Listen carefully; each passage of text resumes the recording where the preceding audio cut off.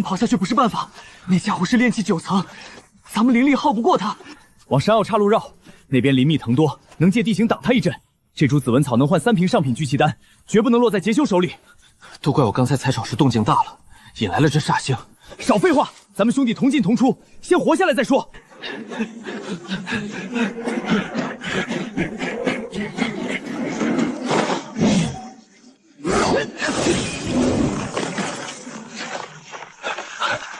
往那边跑！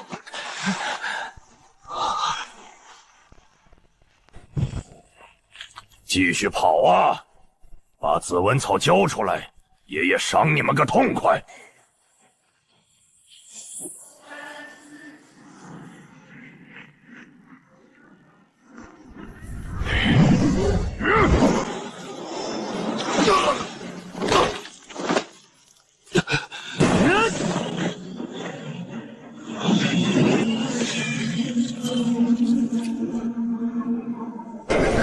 叶修，活下去！大哥！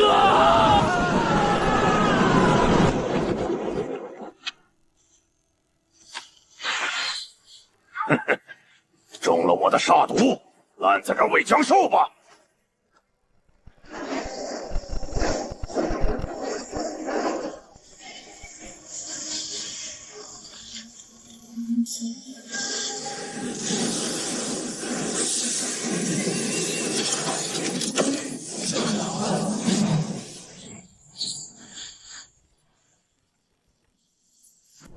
唯有门前镜湖水，春风不改计时波。老张，我又来陪你喝酒了，是你最喜欢喝的醉花酿。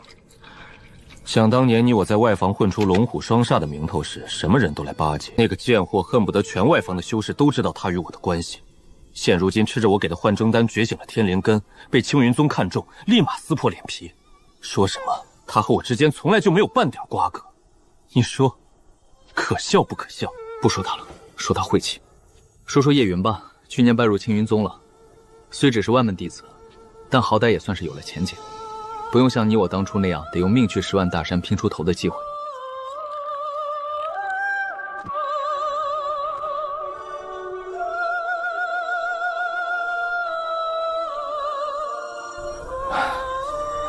回了，下次再来看你。恐怕没有下次了。恐怕没有下次了。前辈是谁？青云宗的符袍，修为深不可测，和炼气12层的气息一样强。我从未得罪过这种人物，我如今只是个废人，他为何找上我？你没资格知道我的名字，你最好自尽，我不想脏了手。为什么？我没得罪过前辈。前辈为何要杀我？因为你和老祖的弟子走得太近了。老祖说修行要心无旁骛。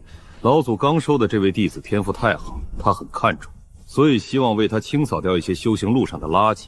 你就是这些垃圾之一，明白了？老祖，弟子，垃圾，是金丹老祖要杀我，就为了给他清扫路上的垃圾。所以我现在只是垃圾吗？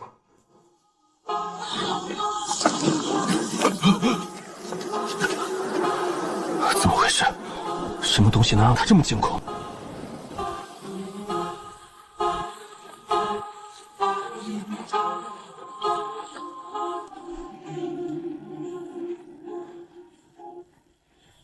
阴兵，这些是阴兵，传说是真的，世上真有阴兵。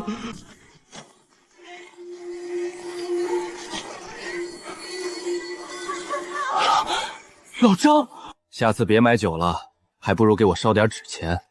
每年都来这里浪费醉花酿，我一滴都喝不到。好，下次给你烧点纸钱。可能没有下次了，不管是梦还是幻想，能再见他一面，我已经没有遗憾了。我没多少时间了，这枚玉简你拿着，里面的功法也许能治愈你的灵根，我们以后或许能再见面。诸位弟兄，此人要杀我的兄弟，能否？尔敢！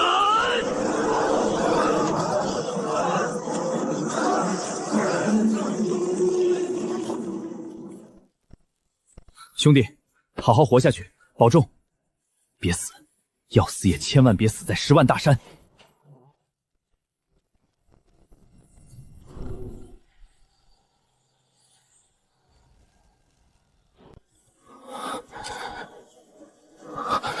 这不是梦，我真的见到老张了，他成了阴兵。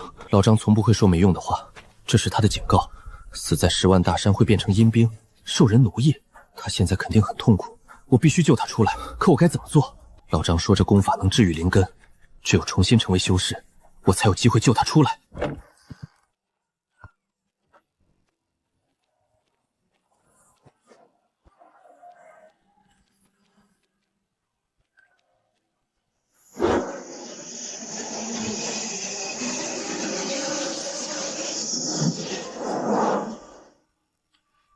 青帝，遮天经，试试看，或许真能让我可以重新修行。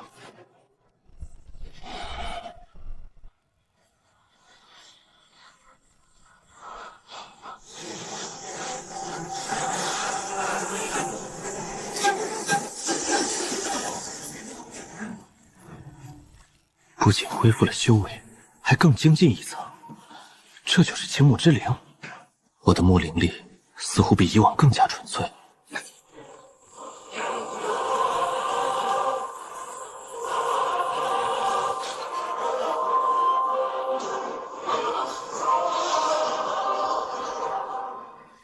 不管你是谁，修成了青帝遮天经，你就是我青帝仙门的嫡传弟子。晚辈叶修，见过前辈。青帝仙门坐落于中州仙竹山。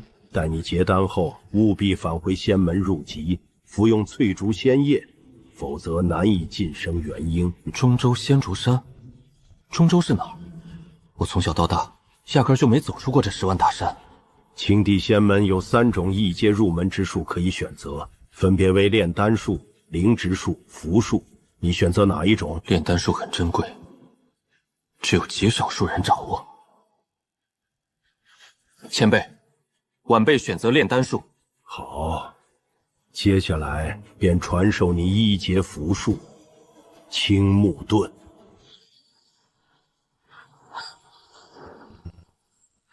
我不是说要炼丹术吗？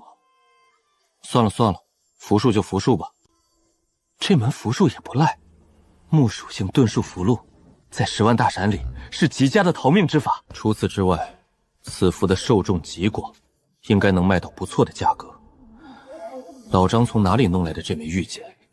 此物之珍贵，怕连青云宗知晓都要眼红争夺。青袍中年死在阴兵之手，青云宗老祖会不会找上门，或者再派一人来解决我？无妨，我现在也不是没有还手的能力。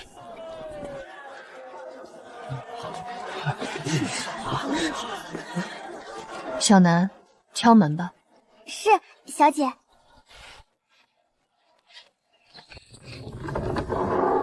小南，你怎么来了？几个月功夫没见，你好像又长大了点儿。快进来吧。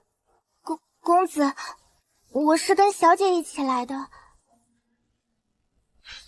叶兄，我今日下山有话跟你说。你要说什么？小南，我准备出门逛逛，你要不要跟我一起？好，公子，小姐有话跟你说。赵老祖收我为关门弟子，说以后我要在青云宗潜心修行，可能5年10年都下不了山。你可明白？赵老祖，青云宗那位金丹，恭喜你。这里面是师尊赐给我的10枚下品灵石。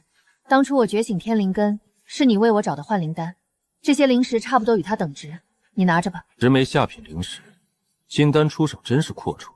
我辈当初用的单位计量可是1钱2钱，10钱灵砂才能兑1枚灵石。小南从小到大一直跟着我，我没办法带他回青云宗，你如今也无法修行，和小南挺般配的，让他跟着你吧。你连自己的丫鬟都不要了，修仙就要灭情？本就该如此。你主子不要你了，愿意跟着我吗？叶公子，小南愿意。哼，没其他事，我就跟小南去逛街了。你就没什么要跟我说的吗？有。你说。小南的卖身契你记得给我。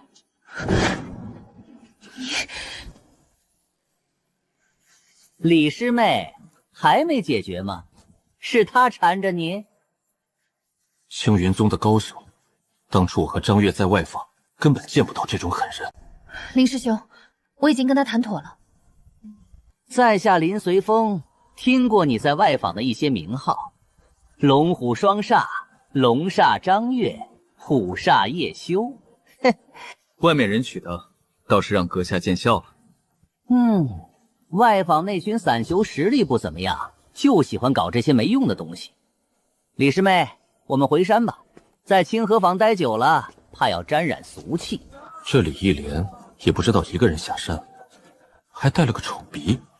10枚下品灵石不是小数目，刚刚他看布袋的眼神不对，可能会伺机下手。小南，我们去逛街吧。是公子。吃饱了，吃饱了正好走走，消消食。这不是售卖灵材的店吗？对了，叶云小姐还是修士，公子一定是给她置办灵材。公子打算买点什么？掌柜的，你这儿可有木属性的符笔、符纸、朱砂？原来您是一位符师，您要木属性的符笔，小店更好进了3支，2支为1阶下品，1支为1阶中品。木属性的符纸和朱砂也有许多存货。3支符笔都拿出来我瞧瞧吧，还有符纸、朱砂，下品、中品我都要看看。好嘞，您稍后。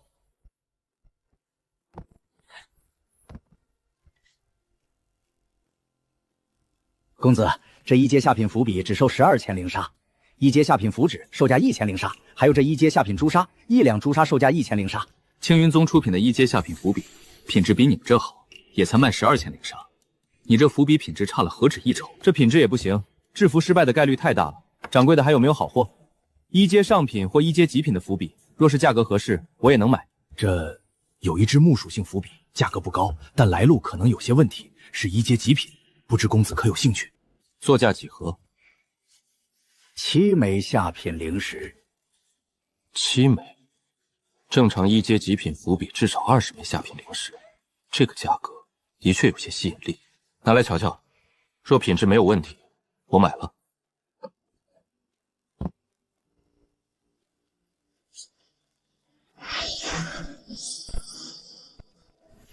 的确是1阶极品，虽有使用痕迹，但7枚下品灵石非常划算，这笔交易成了。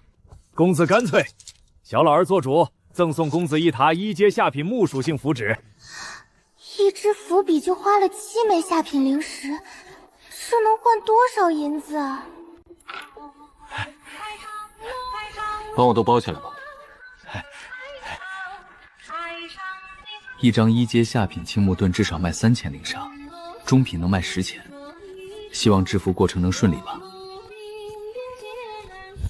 叶修，你来这里做甚？这不是你如今该来的地方。叶庆，大伯的儿子，我堂哥，炼气4层，一直想着霸占我爹留下的宅子。你灵根都萎缩了，在这儿能干啥？灵根萎缩，方才这位公子的木灵力可十分雄厚啊。我来这儿买点东西，这不是小莲拜在赵老祖门下了吗？总得送些礼物才是。李一莲拜在赵老祖门下，他不是和你没什么关系了？怎么没关系？你看，这不是小南吗？我和小莲要是没关系，小南怎么会跟着我？赵老祖，青云宗唯一的金丹修士赵老祖。看来这位公子买伏笔是送礼，背景必然不俗。还真是小南叶修，咱们兄弟也很久没聚了吧？不如你们今晚去我家吃饭，我爹也想见你了。吃饭就不必了，我好像听说你想拜入青云宗，正在找关系。这样吧，我帮你说几句，找人活动活动。这样是不是不太好？有点不好意思啊。有什么不好意思的？好处给够了，就是一笔交易而已。你若能拿出一笔灵石上下打点，这件事闭着眼就能给你办了。看来你对于拜入青云宗还有些犹豫。没事，大伯也有点关系，他应该也能帮你找到门路。等等，要多少灵石？我没下品灵石够不够？这家伙这么有钱，应该是够了。那事成之后我再给你灵石，你先……叶庆，你看我像傻子吗？我能为你垫付这笔好处，我是拿你的灵石办你的事儿，不知好歹。别！这里有5枚下品灵石，你收好，我回去之后等你消息。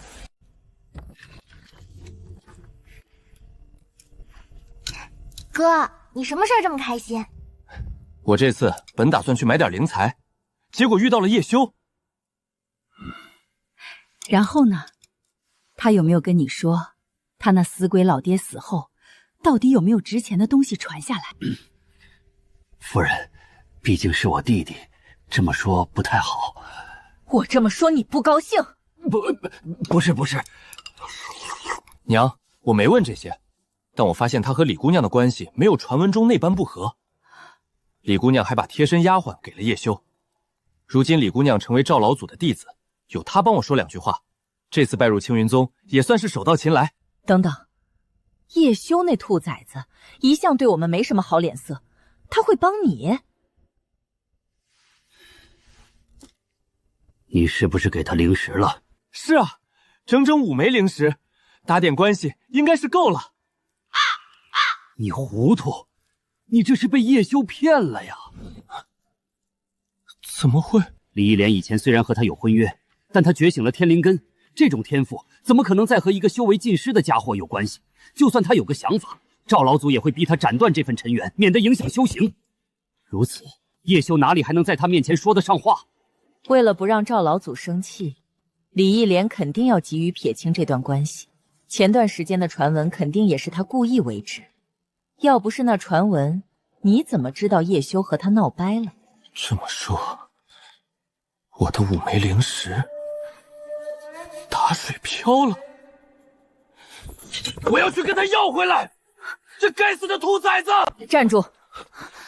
清河坊内各处都有治安巡逻，守卫森严。你上门找他，若是动了手，必被捉拿；若不动手，这兔崽子绝对不会把灵石还给你。夫人说的对，叶远也是青云宗弟子，有这层关系在，你也不好光明正大的动叶修。我的灵石啊，整整5枚下品灵石，我积攒了多久？3年、5年？兔崽子连堂哥都骗，果然不当人子。你也别急，现在他们家只有一个叶云是炼气5层，拿捏他们还不简单。先等一段时间再说。若你成功拜入青云宗，这件事就更容易了，不急一时。夫人所言极是。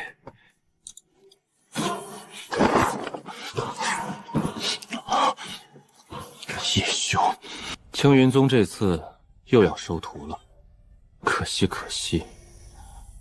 早年也去试过，资质平庸被拒了，如今更不可能去。闭嘴！他们知道我从3灵根变成丹灵根，就算分不清青木之灵，也会被赵老祖丢进丹炉炼丹。暂且先做个散修，若有机会走出10万大山，找到青帝仙门，也算是有组织了。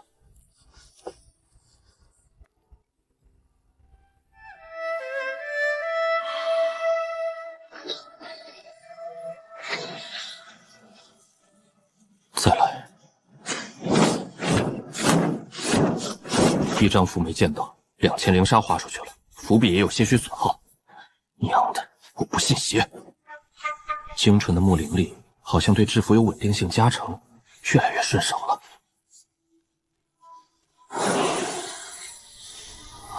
成了！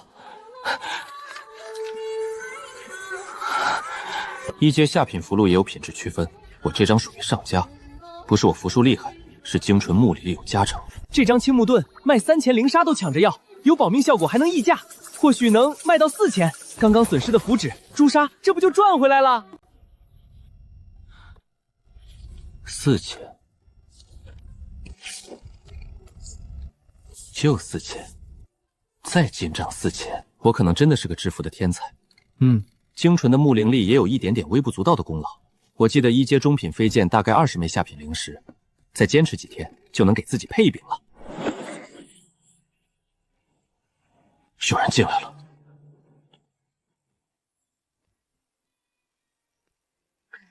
公子已经1天没吃饭了，难道都不饿的吗？这丫头半夜3更不睡觉跑来作甚，不好，那家伙一定跟在她后面。小南，好香啊！你怎么知道我肚子饿了？公子，饭饭菜我给您热过了。你从外面回来到现在一直没吃饭，肯定会饿的。有心了。小子，打劫！零食统统交出来，饶你们混！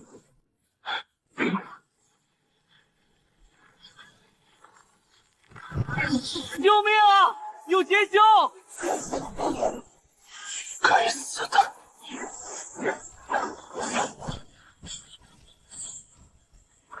何方劫修？胆敢在清河坊犯案，找死！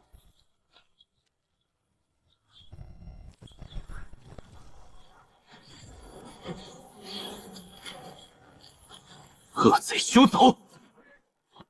干你娘的！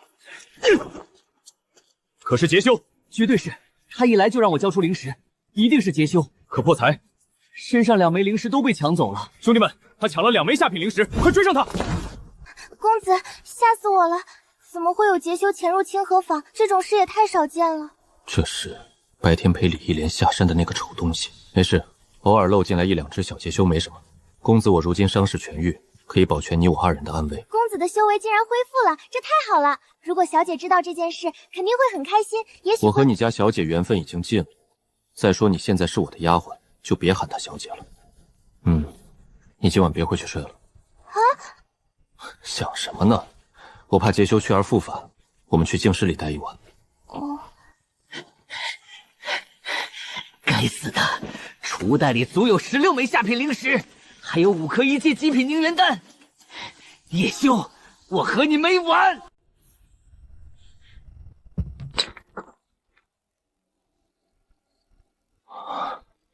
！5颗1阶极品凝元丹，如果全部炼化，也许我能冲击炼气7层。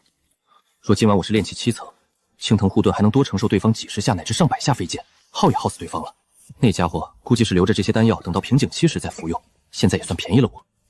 只要灵石不耗尽，这座防御阵足以抵挡住炼气10层的强攻。大伯一家想要这座宅子，何尝不是看中了这间净室？这可是爹耗费注资打造，岂容他人念念？小南，接下来我要开始修行，这里的防御阵已经打开。你想睡觉就睡觉，想发呆就发呆，但你别在我修行的时候碰我。我是修士，你是凡人，灵力反噬会害了你的性命。公子放心，我会躲得远远的。这就好。凝元丹可以根据修士的灵根来化作各种属性的灵力，我只有木灵根，所以也只会化作木灵力。冥想青帝遮天经，药效正被迅速的炼化，融入本身的灵力之中。本以为至少要1天，甚至2天才能炼化1颗凝元丹，不曾想仅1个时辰，药效便已尽数吸收。青帝遮天经炼化药力的效率实在惊人。压下心血，继续修行。公子修行起来的样子好认真，好好看。今天公子还请我吃了那么多好吃的，刚刚又是公子在劫修手中救了我。 5颗极品凝元丹，一夜之间便将我从炼气6层推入炼气7层。我在清河坊多年，也从未听闻谁刚入炼气6层，次日便突破至7层。若没有青帝遮天经，我这3属性灵根怕是30岁才到炼气7层，往后9层无望。如今我19岁已是炼气7层，别说9层，筑基也不在话下。这丫头吃什么长大的？小南，醒醒！昨夜这座阵法可曾发过亮光？亮过呢。果然去而复返，是不甘心储物袋被我顺走吗？既然来了，不留下点什么，当叶府是茅厕，想来就来，想走就走，笑话！走，我们吃饭去。你是此宅的主人？姑娘是治安巡逻队的。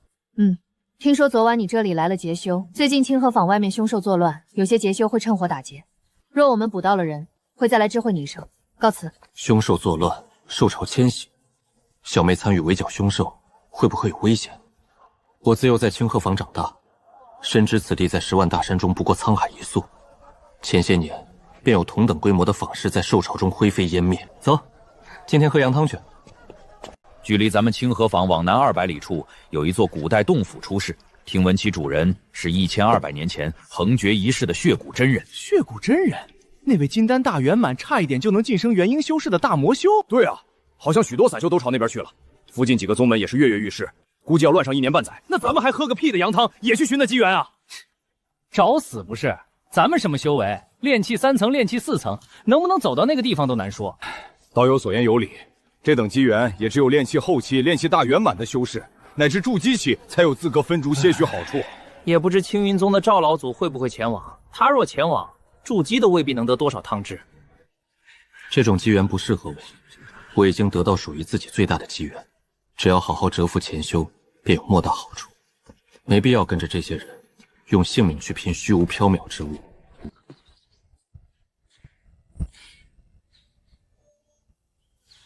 成本2枚下品灵石不到，利润足有4、5倍，难怪有名的制服师全都是阔佬。1沓中品符纸3000灵砂，1两中品朱砂也是3000，手头2沓符纸1两朱砂，运气好出1、2张中品青木盾，本钱就都赚回来了。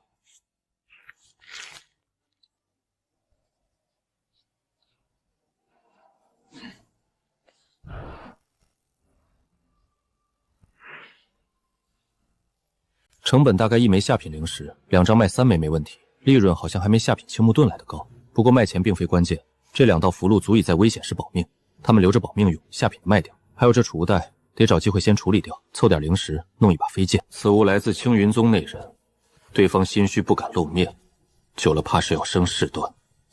把手尾清理干净，才不会落下把柄。储物袋足有1方大小，你真打算卖了它？你估个价。若非生存困难，我岂会卖掉看家之物？哼，也是。不过你既然来到此间，说明这储物袋也不太见得光。价格方面，你应该心里有数吧？有数，你开价便是。就10枚下品灵石好了。告辞。等等，你还个价，做生意都这样。此物去买至少得花30下品灵石，我现在到你们这里卖也不求卖多，20枚下品灵石总归要有。这行吧。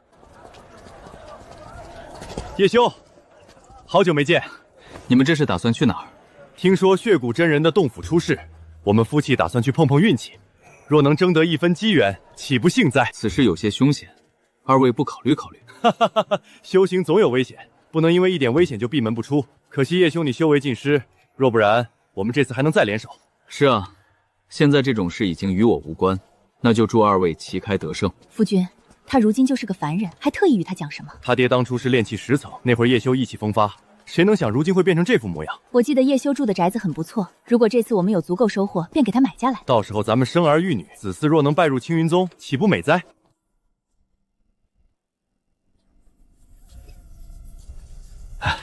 道友，我们这里的法宝都是青云宗出产的，您随意看。掌柜的，你这边可收符箓？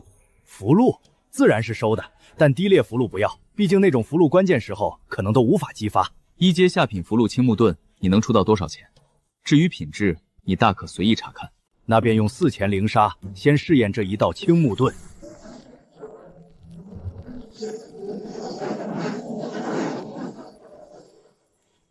激发瞬间没有丝毫延迟，如果遭遇凶险，只是眨眼功夫就能脱离危险。公子，这种符箓你还有多少？掌柜先开个价吧。不瞒公子，这种青木盾就算是炼气中期乃至后期，甚至圆满，也会愿意花点小钱买几道防身。不错，它受众极广，且盾术符箓在清河坊之中，据我所知并不多见。当时这种符箓我卖价是6000灵砂一道，收购价为4000。收购价是4000，看来我小看了盾术流符箓的价值。公子这青木盾品质上佳，又没有黄土盾的弊病，我或许能试试卖价10钱，收购7000。一条人命可不止7000灵砂，掌柜的莫要欺我不懂行情，再开个价吧。这距离也只有10丈，若能有个20丈，再高些又如何？若有20丈，那就不是1阶下品符箓，价格不可同日而语。这样吧，8000，公子有多少我收多少，这已是最为公道的价格了。也就小老头我认识的人多，有把握卖出去，换其他家未必敢开这么高价。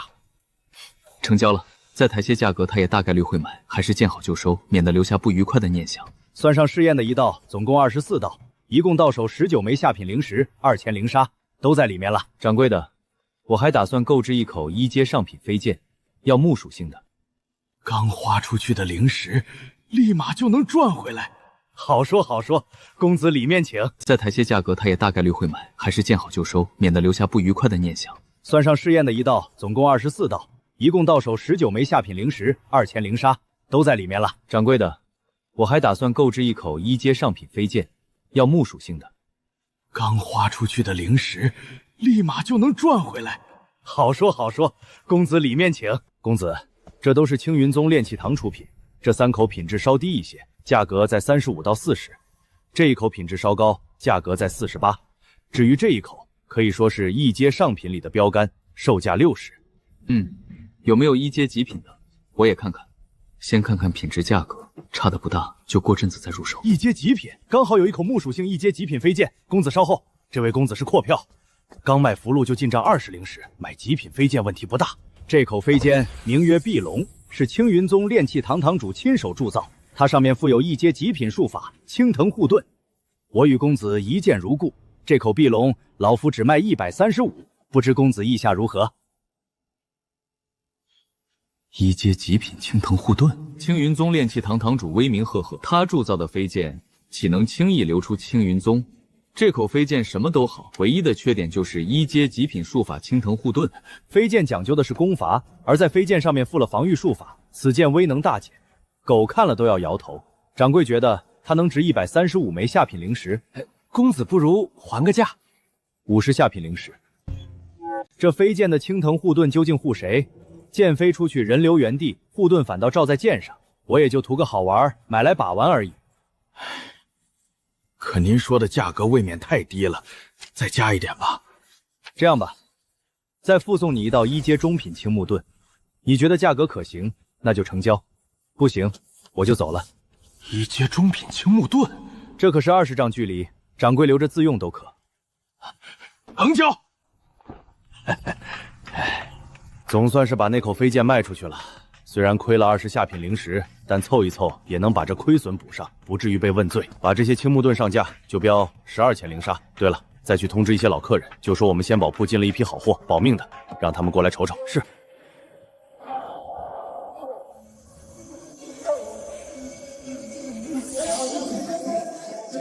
来，好东西啊！1阶极品的品质，只花了50余后品灵石。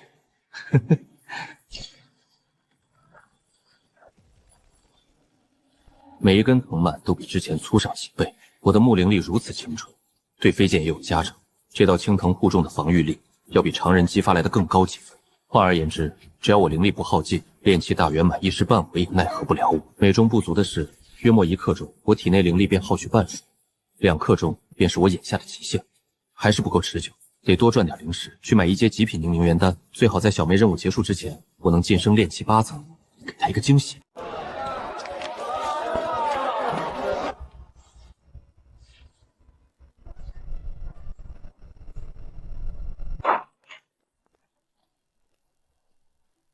我们正在寻找一名大盗，对方偷走了青云宗某个弟子的储物袋，例行搜查。储物袋到了黑市，早就改头换面卖出去了。那位想找回来是异想天开，对方故意等待多日，估计就是怕有人把他和那晚的劫修联想到一起。下品的卖出去，这5道中品青木盾就留着防身。就他们，还有碧龙、清河坊，谁能一招解决我？呵呵。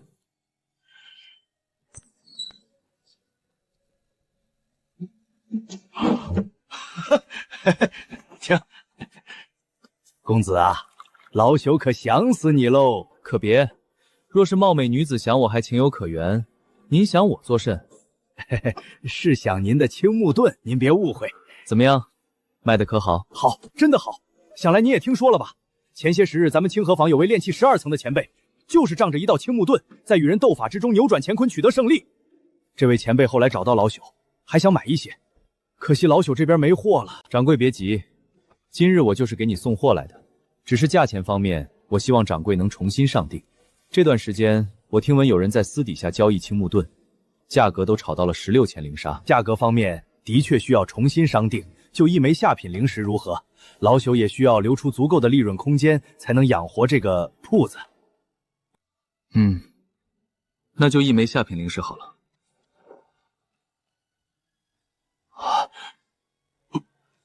深沙包增至45枚下品灵石，又4000灵沙，这样的赚钱速度，恐怕寻常筑基都比不上。公子，进来玩啊！我可不敢，怕被你们吸干精元。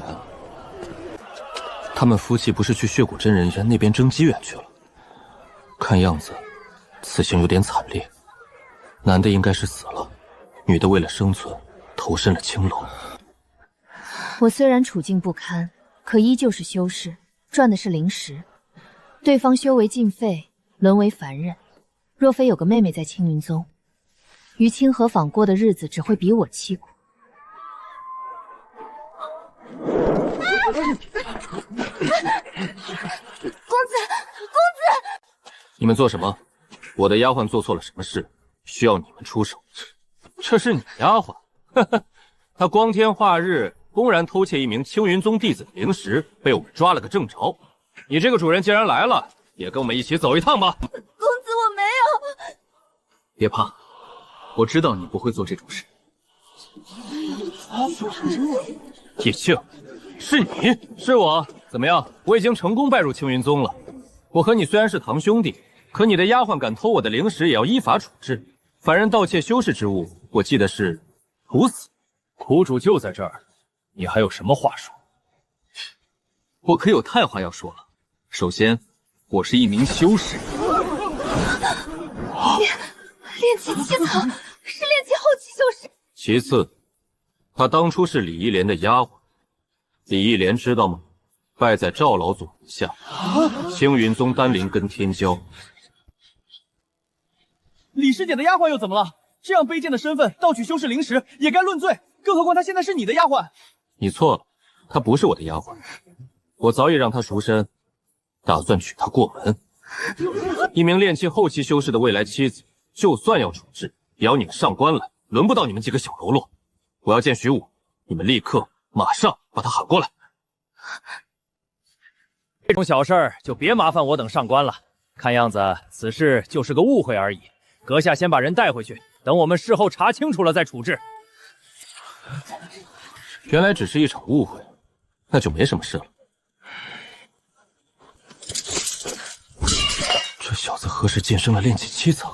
他才19岁出头吧？阁下怎么称呼？在下姓丁，单名一个武字。原来是丁道友，道友可要小心一些。这次的误会或许不是偶然，要记得防范小人啊。多谢道友提醒，以后这种事不会再发生，还请道友安心。那最好不过了，我还有些事，先告辞。丁武道友，其实叶庆道友，我和你好像不是很熟，我们还要当值，不便闲聊，告辞。都怪叶修，这混蛋到底什么时候晋升了炼气7层？他的灵根不是萎缩了吗？可恶！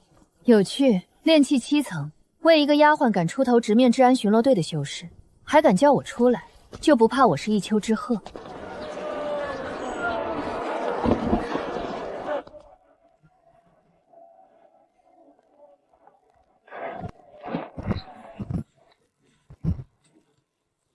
晦气，找了这么多家丹阁，怎么连1阶极品凝元丹都没有？公子，若您想买1阶极品凝元丹，恐怕得去徐氏丹阁瞧一瞧了。他们和青云宗的炼丹堂关系极好，估计有货。你们不也跟青云宗有点关系吗？我们只是有点关系。徐氏丹阁是跟青云宗炼丹堂堂主关系极好。难怪1阶极品凝元丹果然不是普通丹阁能拿到的。掌柜的，买1阶极品凝元丹。你要买1阶极品凝元丹？咦，徐道友怎么在这儿？徐氏丹阁是我家的产业，我偶尔也会来帮帮忙。当初一见徐道友，就看出徐道友超群出众，并非凡俗。拍什么马屁？是心虚刚刚在街上用了我的名号，还叫我立刻马上过来。不知情的以你我相熟多年。是我错了，徐道友要打要骂，在下都忍。你没错，其实一路上我都跟着丁武等人，本打算抓他们一个现行，但我此刻若是出手，他们必定怀恨于你，以为是你告的状。这次先且饶过他们一回。出身又好，修为又高，还这么聪明懂事，这可比李英莲强上好多倍。怎么不是他觉醒丹灵根呢？你发什么呆呢？不是要买1阶极品凝元丹吗？刚刚好，最近丹阁里进了一些货，你要1枚还是2枚？在下囊中羞涩，只能买得起1枚极品凝元丹。1枚可以，54千灵沙，有整的灵石也行。怎么是54千灵沙？我记得去年行情也才50千灵沙，刚好5枚下品灵石整。前段时间清河坊往南200里有一座洞府出事，不少人都想去碰碰方韵，所以这段时间所有丹药都涨价了，供不应求。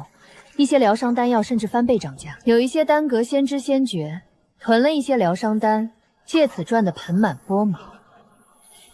我累死累活才赚几个钱，这些做生意的家伙囤个药就能翻倍赚。丹药收好，1阶极品凝元丹适合在冲击瓶颈时使用。多谢徐道友，在下就是打算冲击瓶颈时使用。对了，上次去你家的劫修，你真没什么线索。你是炼气7层，总该能与其过几招吧？真没什么线索，而且我也不擅长打斗，从头到尾都是靠青藤护盾撑到治安巡逻队的修士赶来。行吧，如果以后我抓到此人，便找你过来认一认，没问题吧？没问题，那在下就先告辞了。给我记住那个叫叶庆的家伙，我说什么都要出一口恶气。头，我们记住了，以后见到那家伙肯定给他一个教训。要不着痕迹的那种，别被人家拿捏了把柄。还有那位叶道友，打听打听他家住哪里，以后我们就去那儿附近多走走，保护清河坊的良民。什么？涨价到6枚下品灵石了？你们是不是骗我？刚刚我还在另外一家徐氏丹阁问了价，才卖54千灵沙。青云宗炼丹堂有人死在了血骨真人的洞府，刚刚收到的消息，所以涨价了。这样，给我5枚1阶极品凝元丹，立刻马上。只有3枚存货，3枚就3枚，速度。一共6枚极品凝元丹，可以增加1年半的修为。不过青帝遮天经炼化药力的效率更高，估计能有2年修为。即便到不了炼气8层，也能让我灵力增长1小节。是他，他不在青楼待着，跑来这儿做甚？洪道友，叶道友，你总算回来了。洪道友，这是？叶道友，我如今已是孤家寡人，不知叶道友能否收留我在此间住上1晚？不行不行，开什么玩笑？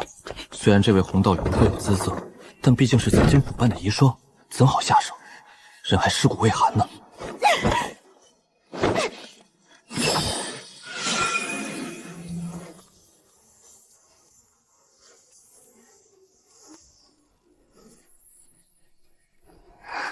先前在街上，叶公子说的那番话，体内灵力涓涓而流，比之先前浑厚了数分。6颗1阶极品凝元丹，为我增长了差不多2年的修为。青木灵力总量提升了30%左右，看似不多，实则收益巨大。阵法下品灵石已消耗1/10，按此速度连续开启18日，便会耗尽1枚下品灵石。若非青云宗内司，我修行何须次次开启阵法？等着吧，待我晋升炼气8阶，他若再敢来犯，定打断他的腿。小南，该走了。你手头有没有青木盾？举一张给我。没有了，仙宝库掌柜刚放出货，瞬间被抢空，轮不到我。可惜青木盾太过好用，前几日老刘在外访，凭此躲过凶兽突袭，没有符箓，他轻则断手，重则殒命。你们说青木盾叉自哪位符师？我哪里知晓啊？知晓早登门请教。听闻已经有人去仙宝铺打探消息。仙宝铺掌柜可曾透露那位符师的消息？怎么可能透露？他还想开店，唯有大人物出面盘问，他才不得不说。青木盾效果远超预估，名声扩散绝非好事。清河坊地域广阔，即便掌柜泄露线索，单凭样貌难以锁定我，但仍需收敛，近期减少符箓出货量。如今制服手法孰弱，这批原料最少产出70张下品青木盾，剩余4枚灵石留存，身上尚有6张中品青木盾，短期物资充足。一共75张，比预估多出5张。如今青木盾在修士圈子持续涨价，不少人囤货倒卖获利，多数修士留作保命底牌。10万大山人命最轻也最正规。小南，我出去一趟，你没事就别出门了。黑市周边这种隐匿容貌手段莫须，若是居住区域使用，定会被当作劫修捉拿。上好的丹药嘞，来看看刚收出的符箓，咱都有嘞。老板，你们这里收符箓吗？收的。什么品阶？什么符箓？1阶下品青木盾，给个10成价，低了我转身就走。青木盾，阁下快进来喝茶。阁下有几道青木盾？先说价，与其任由外人炒作我的符箓，不如自己把关出货，风险更低。天下黑市青木盾行情走高，外界传是青云宗符师所作，再加血骨洞府厮杀家具需求暴涨，但我也要赚取差价。阁下批量出货才寻中介，零散都卖，市价更高，道理不错吧？我给10价，1张3枚下品灵石，你有多少，我尽数收下。这群商贩炒作能力惊人，单张青木盾竟炒至3枚下品灵石。血骨洞府平息后，符箓价格必然大跌，阁下囤货在手，不怕亏损？你说的有理，不过我手中符箓不多，前些日子收来一共10张，阁下收得起吗？10张？哈哈，这笔买卖划算，全部脱手，最少净赚5枚灵石。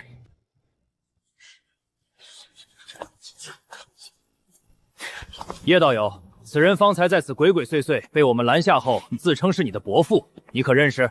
我不认识他。多谢丁道友，日后有空我请丁道友喝酒。跟我们走一趟吧。公子你回来了，这位姐姐是从青云宗外门来的，说有叶云小姐的消息跟你说。姑娘，佳妹有什么话要带给在下？前些时日，叶云接了个任务，跟着外门陈执事等人前去清剿凶兽。现如今他们在坊外遭遇了一些危险。遭遇了凶险？是何种凶险？叶云如今状况如何？放心吧，只是些许意外而已。叶云跟着陈执事他们一起行动，不会有什么凶险。我还有事，先行告辞了。等等，你想做什么？姑娘此次下山，可是前往坊外支援？是又如何？能不能告诉我叶云此刻在何处？告诉你也无妨，可你并无修为，就算知道了也无法离开清河坊。强行前往，可能还没到地头就要被凶兽吞进肚子里。姑娘但说无妨，我也只是想多了解了解佳妹此刻的情况。青云宗往南200里有血骨真人的洞府出事，你听说过吧？是有听说过，和那边有什么关系？陈执事有点私事，所以过去了一趟。现在他们被一群劫修盯上，如今外门收到消息，已经有不少人赶去救援。我也要出发了，你别再拦路。姑娘请。陈执事，这个狗屁倒槽的玩意儿，明明是去清剿凶兽，却也贪心上摄骨真人洞府里的宝贝，自己去也就罢了，还带上小妹他们，蠢猪一般。公子，现在如何是好？小妹鸿福天地，命硬得很。我要出去一趟，不知要多久时间。你先去李义莲的老宅住，那边安全点。刚刚那人有可能是那位林师兄派来的，想故意引诱我离开清河坊。只是事关叶云，就算有蹊跷，也要走上一趟。现如今连炼气4、5层的修士也敢过去，说明那边的事快要收尾了。大头多半已被各家势力瓜分干净，怕就怕是几个没捞到好处的劫修不愿空手而归，这才把主意打到了小妹他们身上。200里地不远，不过若是我懂得御剑飞行就更好了。等这件事结束，想办法弄一门御剑飞行之术。小妹此刻到底是在哪个方位？这里大得很，一时半会也找不着。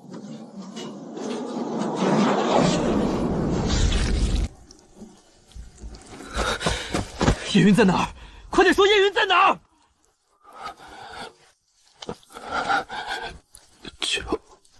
救我！说，叶云在哪儿？我马上给你疗伤丹药。在那边，他往那边跑了。我根本没有疗伤丹药，对方也被那名劫修伤了要害，已经是个死人了。小姑娘，别再跑了，我们求财而已，又不害命。你把身上的东西都交出来，老头子我留你一命如何？你真敢杀青云宗弟子，就不怕青云宗找你算后账？我们这些节修，脑袋别在裤腰带上过日子，在清河坊或许还忌惮青云宗几分，在这儿，青云宗算什么东西？金藤护盾。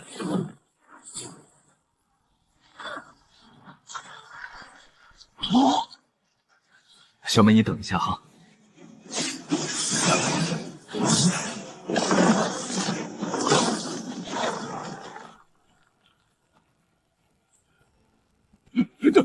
等一下！等你娘的老瘪犊子！敢动我妹，给我死！被青藤护盾给砸死了吗？小妹，你没事吧？让哥看看你伤到哪儿了。天煞的劫修，青云宗外门弟子也敢动，无法无天。哥，我只是灵力枯竭了，身上是一些皮外伤，没伤到根本。没伤到根本，那就好。走，我们回清河坊。此地太过凶险，不宜久留。这个除戒，劫修这么赚钱，这老头生前是什么修为？这是一枚比储物袋都要高级的储物戒，是大人物的象征。上面还串着绳子，这劫修平日挂在脖子上，根本不敢戴在手上招摇。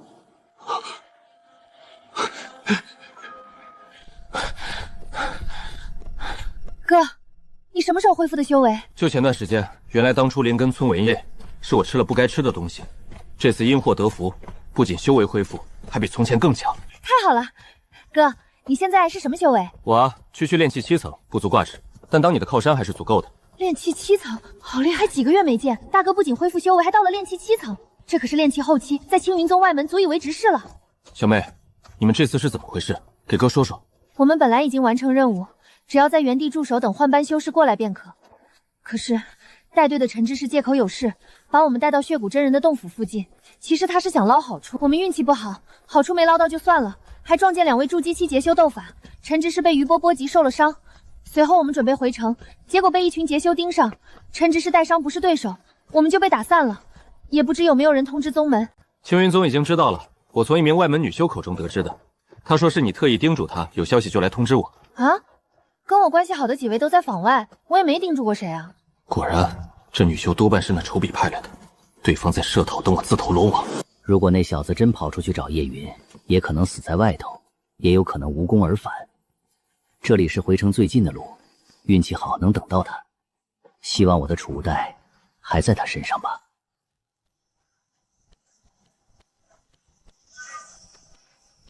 哼。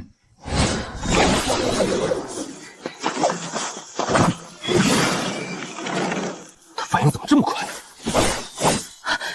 光天化日，离清河坊这么近都有劫修，好在这飞剑一时半会儿破不了护盾，回了房里就安全了。废物，埋伏你叶修爷爷，你打得动你爷爷吗？气死我了！飞剑距离有限，不追上去根本杀不了他。劫修，大晚上的怎么敢跑出来啊？拥有飞剑，这个修为不低啊！林师兄，我兄妹俩什么时候得罪过你，值得你蒙面暗杀？你胡说八道什么？你面中刁女，我认得你。什么？林师兄，你要是再咄咄逼人，老子就要去告状，看看你是不是一手遮天。他竟然知道我的身份，这该怎么办？哥，你说那位是赵老祖门下的林师兄？这个丑比和我结怨了，不过无妨，今日把话摊开，互相忌惮之下，他后面不敢轻举妄动。再过一段时间，这丑比要是再敢来，那我可就不逃了。这么说，李一莲觉得你成了凡人，跟小南颇为般配，所以把他托付给你了。这女人倒是凉薄，跟了自己这么多年的丫鬟，也不舍得带在身边。小南，我不是在说你，你和李一莲不同。既然你来了叶府，以后就是我们自己人。叶云小姐，我去烧些水给您沐浴。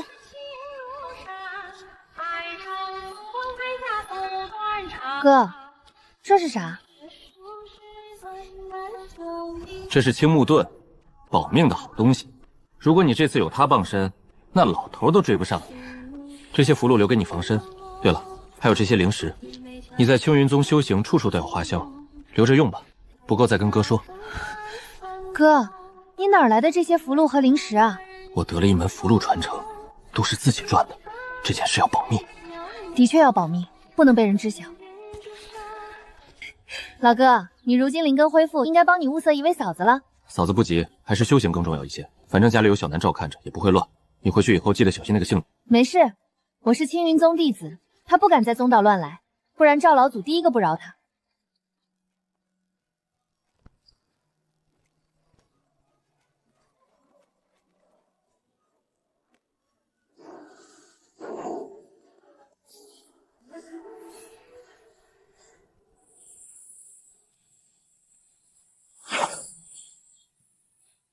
没了，就一枚玉简。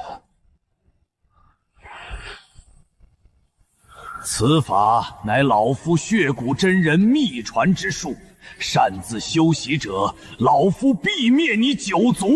我的天，手中玉简竟是血骨真人留下的秘传之法，这是炼体之术。那个劫修老头恐怕是得了不得了的机缘，结果贪心不足，不找个地方躲起来，还要在外头招摇撞势。如今这好处白白便宜了我。血骨真人也是的，都死了多少年了，还要威胁后辈，一点格局都没有。谁会怕个死人？传闻血骨真人是金丹大圆满，说明此法并非他的核心传承，对他而言也只是辅助。也不知核心传承落入谁人之手，大概率是被青云宗那位赵老所得吧。第一层所需的灵材应该能在坊内凑全，这枚储物戒直接拿去洗货。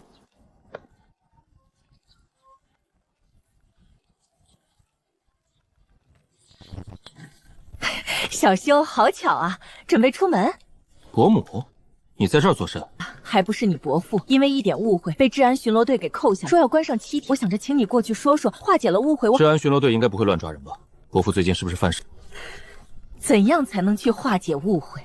化解个屁！就在里面待上7天吧。好你个叶修，自家伯父也如此对待，你爹若是还活着，定饶不了你。我爹要是还活着，你敢在这里大放厥言？这泼妇，以前叶清风虽自私自利，也好歹会顾念一点亲情。果然是家无贤妻，腹有祸事。这枚储物戒极可能是从血骨真人的洞府里挖出来的。要洗货，那就得找最有名气的中介。刚好当初爹闲谈时提及过一人，这位所在的黑市也是清河坊里关系最硬的黑市。爹以前的命战就是从这位手中购喷。清河坊很大，但真正最好的地段却是青云宗山脚那一片洞府区。这座黑市就在这洞府区附近，时不时就能看见炼气后期乃至炼气圆满的修士经过。一路走来，已经感觉到有好几个家伙栖息在我之上。中仁堂就是这儿了。公子，中仁堂只做20枚下品灵石以上的大生意。让开，我像是没眼力见的人。公子里面请。眼前这位估计就是中仁堂掌柜，不是炼气13层也是炼气12层。这等修为境界放在清河坊内足够傲视群雄，仅次于筑基。便是爹当初也没有这样的修为。如果没有得到青帝遮天经，这位老者此刻的修行境界，我此生都无法触及。在下是中仁堂的掌柜，公子想做什么生意？功法、术法、丹药、符箓、灵材、法宝，或者是中间人，我这应有尽有。或者想找一位灵根上佳的道侣，此间也有诸多选择。路子还挺野。我要洗货。洗货？原来是老朋友介绍过来的。说说看，你要洗什么货？就是这枚储物戒。储物戒有10方大小，这样的储物戒价值已经超过1阶极品的法宝。市场价大概在200块下品灵石，据我所知，就是洞府区里的不少筑基老祖也没有这么好的储物戒。你可知道洗货的规矩？知道，我要求不高，洗成一枚3方大小的储物戒便可。是懂规矩的人，他来路干净，青云宗炼气堂堂主亲手炼制，内有3方大小，带着他不会给你惹来任何麻烦。就他了。公子可有其他生意？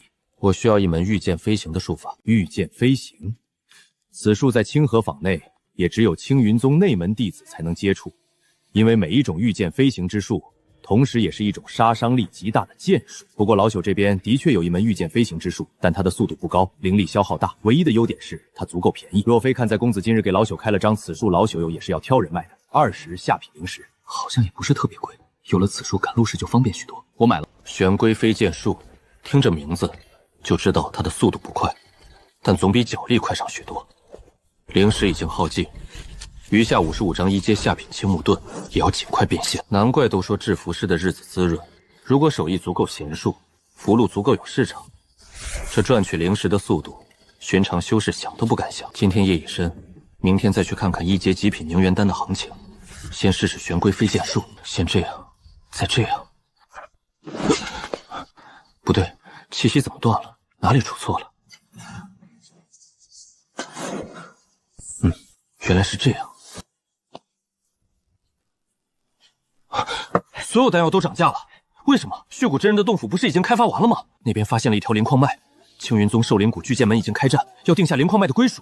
没想到一夜之间竟会有如此变故。如果这条灵矿脉被青云宗得到，所有东西都得应提价，灵石贬值。公子要不要买？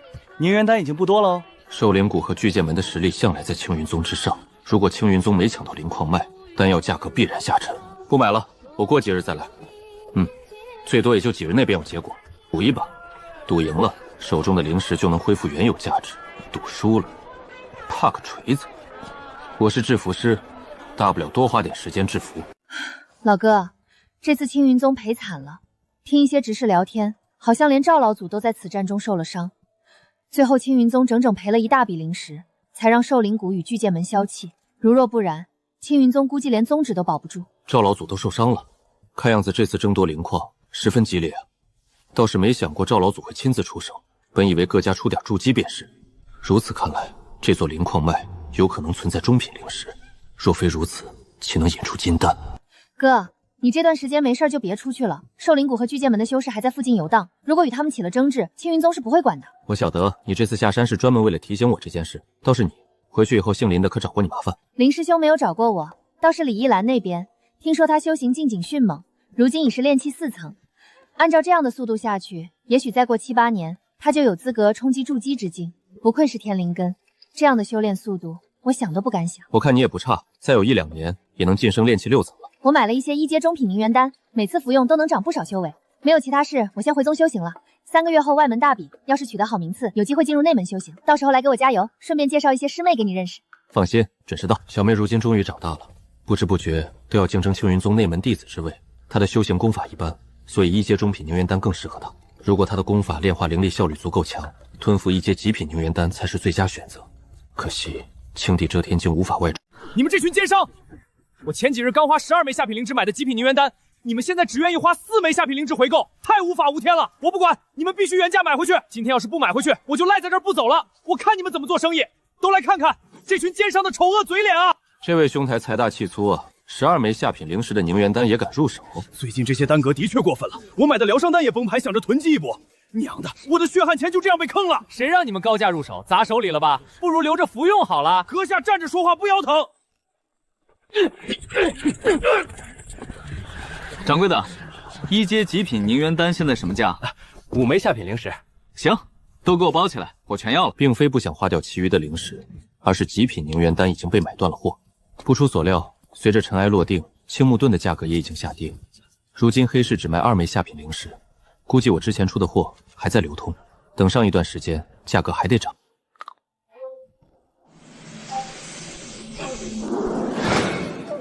有预感，感觉能达到冲击炼气8层的关隘。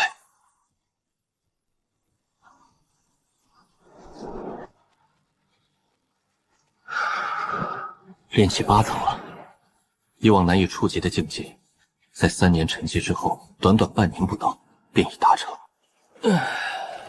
小南，出来！我这样的修为比姓林的还逊色一些，但他也拿我没有任何办法。青云宗内门弟子里炼气8层可位列中游水准，必然是不多见的。客官，你要的货还得半个月才能到。半个月嘛，那还是先试试妖血铸体大法。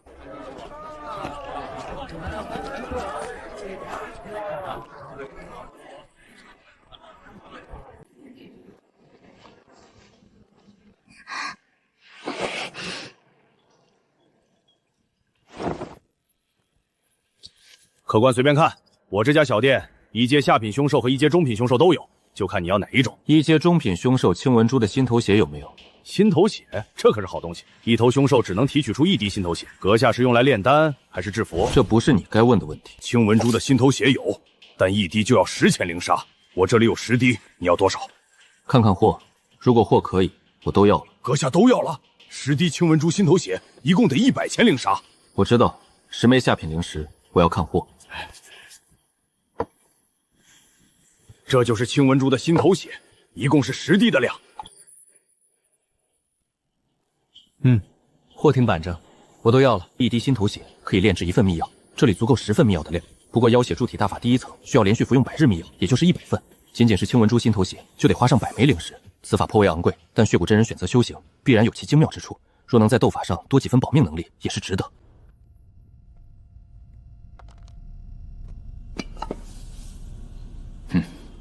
这些天杀的劫修怎么敢在此间动手？治安巡逻队的修士都不管了吗？住在这里若还要担心，和住在外坊有什么区别？我花了整整30枚下品灵子，才在这里买下1间2居室。如果都不能住得安心，这笔钱不是为了狗？可怜了红莲大师，就这样被人灭了满门，洗劫一空。公子，这些劫修胆子也太大了吧？的确是胆子太大了。我们这边已经多少年没出过这种事了。徐道友，这里发生了什么事？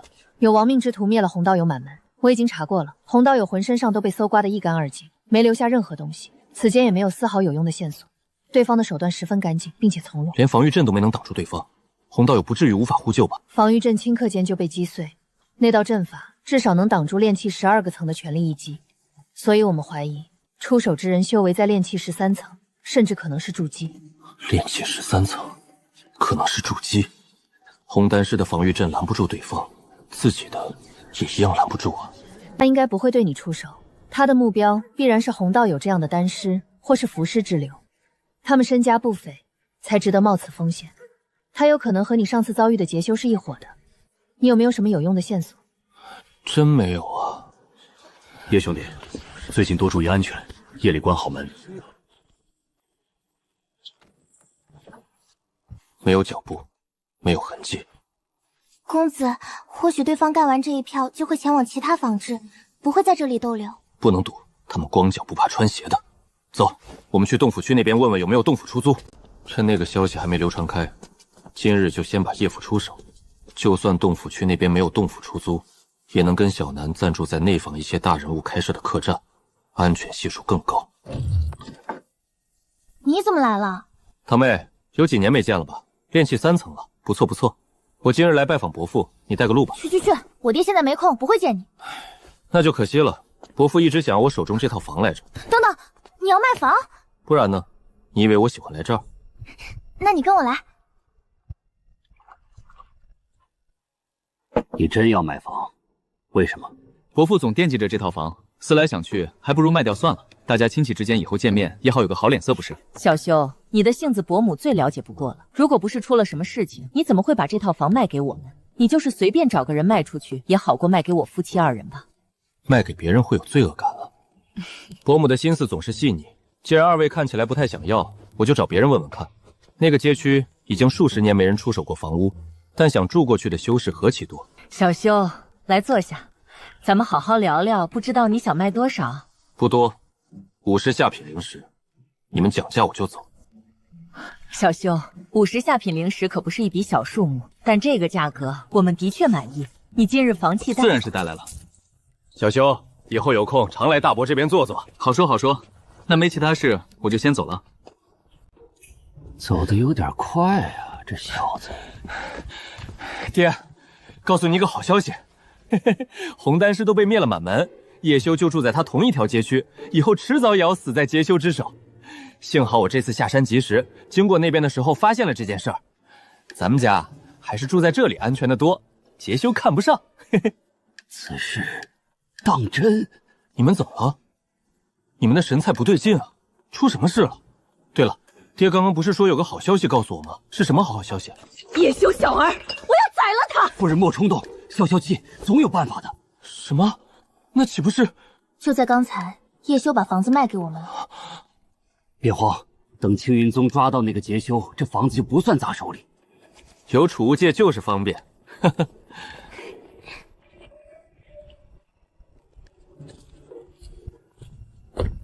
掌柜的，请问有没有洞府出租？公子，这3座洞是筑基修士，有2阶下品防御阵护土，每月10枚下品灵石。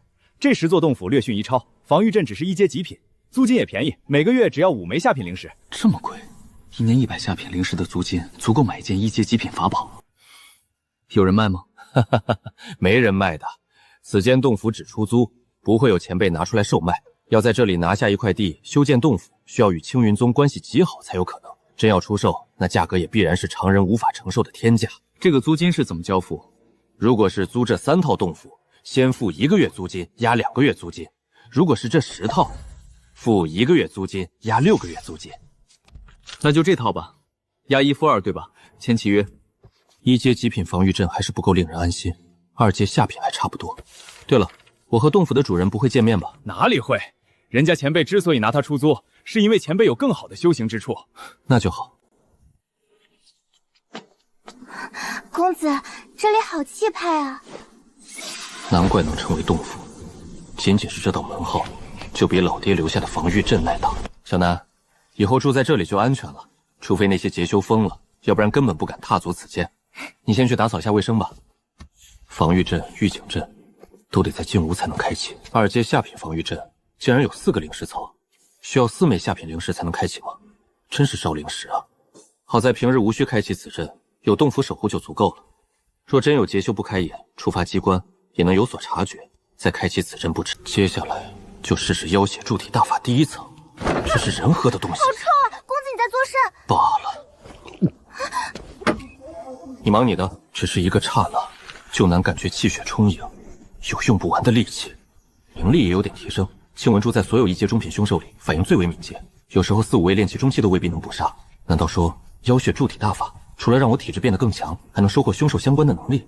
有些期待把第1层练到圆满时会有何种变化。炼体消耗的是气血，而这副秘药等于直接让我节省了炼体所耗费的时间，但同时气血也消耗太甚，之后得准备一些血石放在家里。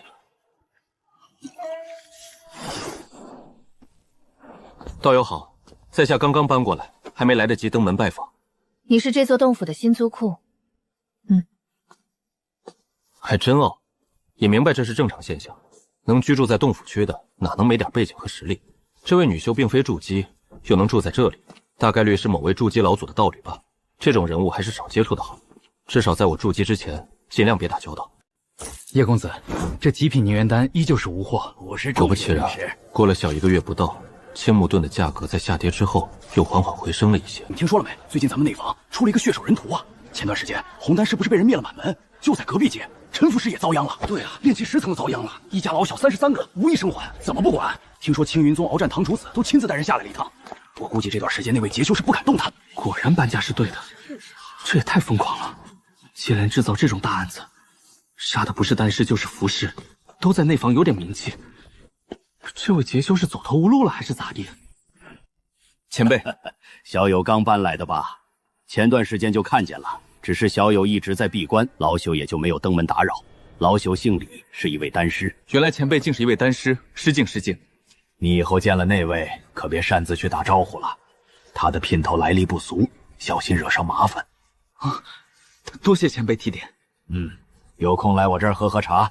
这洞府区的道友，我多少都认识1、2。这个老二好浓郁的血腥味，令人作呕。寻常修士偶尔斗法也是点到为止，只有劫修才能有如此浓郁的血腥味。此法果真神异，第1层都没有练成，就能够感知他人身上的气息。这个老头是个大劫修啊！该死，他怎么会住在洞府区？兔子不吃窝边草，他应该不会吃我吧？不然跟徐武通风报信一声，让治安巡逻队来解决此事。可没有证据，先躲着修行，提升自己的实力。已经连续服用了30日秘药，我的气力，这仅仅是30日秘药带来的好处，等余下70日服满，我这力气可能还要更可怕。真正的好处，应该是我的感灵力。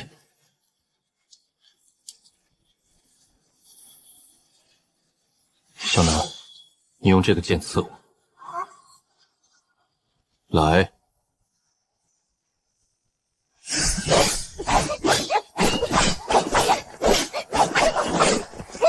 公子，我根本刺不到你啊！你真的闭上眼睛了？没偷看吧？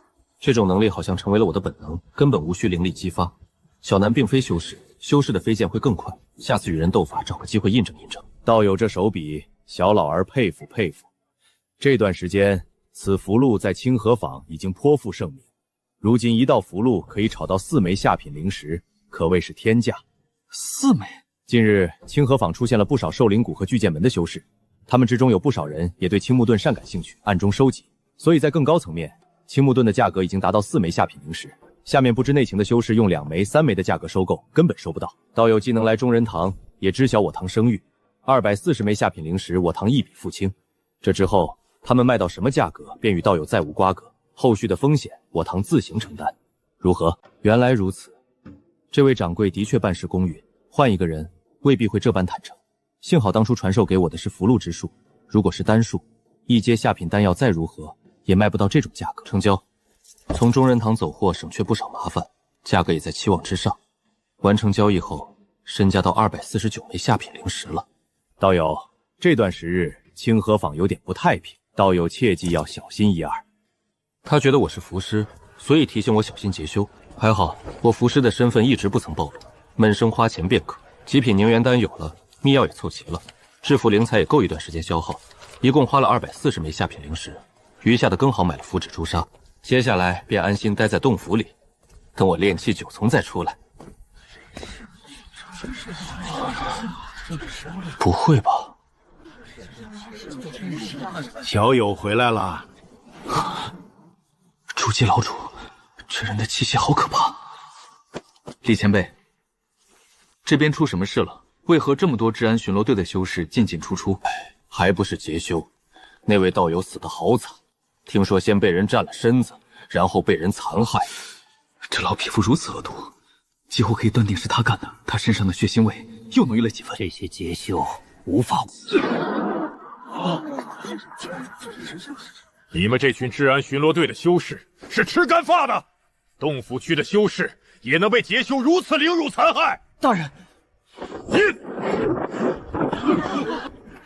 把这附近住的修士都喊过来，老子要问话。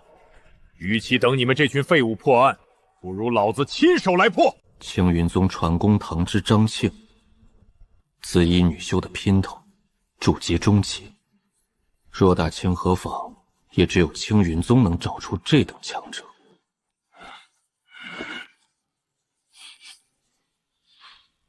你的修为，启禀前辈，晚辈是炼气8成。这等修为如何住得起洞府区？莫不是劫修派来的眼线吧？道友，我和你何仇何怨，要这般坑害在下？只是有理推测而已。他说的对，你炼气8顷，凭什么住得出此间？如果这件事不给我一个合理的解释，你就是劫修同党，我马上杀了你。前辈，在下之前居住在红丹师附近，也算是内坊核心区域。因红丹师遭遇劫修灭了满门，在下心中惧怕，这才卖了宅子搬到此间，只想避避风头。等劫修被捉拿后，再去找个住处。前些时日，红丹师的确被灭了满门。你刚到此间，又有修士遭伤，好巧啊！他奶奶的，我得罪过这家伙。世上哪有这般巧合的事情？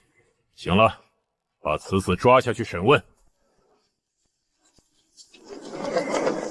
等等，徐武来了。弟子徐武拜见张堂主。原来是小武啊！前几日我还和你师尊你爹一起喝茶论道呢。这洞府区的事也归你管，那可太巧了。你来看看我这位道侣死得多惨。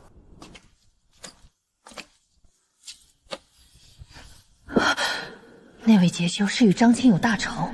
张堂主，我们最近一直在追查这位劫修，已经有点线索，还请张堂主再给我们一些时间。叶道友身家清白，自小在清河坊长大，前些时日也遭遇过劫修滋扰。这次他卖了宅子搬到洞府区，也是为了躲避劫修，只是刚巧遇上了此事，还望张堂主明鉴。原来他和你有几分交情，那就先不拿他。但是小武啊，你们治安巡逻队总该要给我一个交代，是不是？如果鏖战堂训练出的你们只有这点本事，我看以后治安一事就由我传功堂来统管好了。看样子，这位传功堂主打算借用此事，把治安巡逻队从鏖战堂抢到自己手中。清河坊治安巡逻队牵扯不少利益，但是黑市孝敬就是一笔不菲的金额。张堂主请放心，治安巡逻队一定能揪出这名劫修。好，我只给你们半个月时间，半个月没有结果，就要按照我的规矩来办事了。徐道友，你这次来的太及时了，在下感激不尽。是丁武看见你被带进洞府，特意传讯于我。丁武道友，以后有事尽管说，在下能帮，定然不会推辞。叶道友客气了。其实就算没有叶道友，此事我也要通知上官。洞府区出了如此大案，影响十分恶劣。如若迟迟不能破案，治安巡逻队必定迎来一番从上到下的清洗，我的职位能不能保住都是个问题。李丹师，那份丹药你多上点心。连张前辈都找李丹师炼窝，看样子李丹师的手艺越发精湛了。两位，我好像有一些线索，与那位杰修有关，不如进我洞府详聊。啊！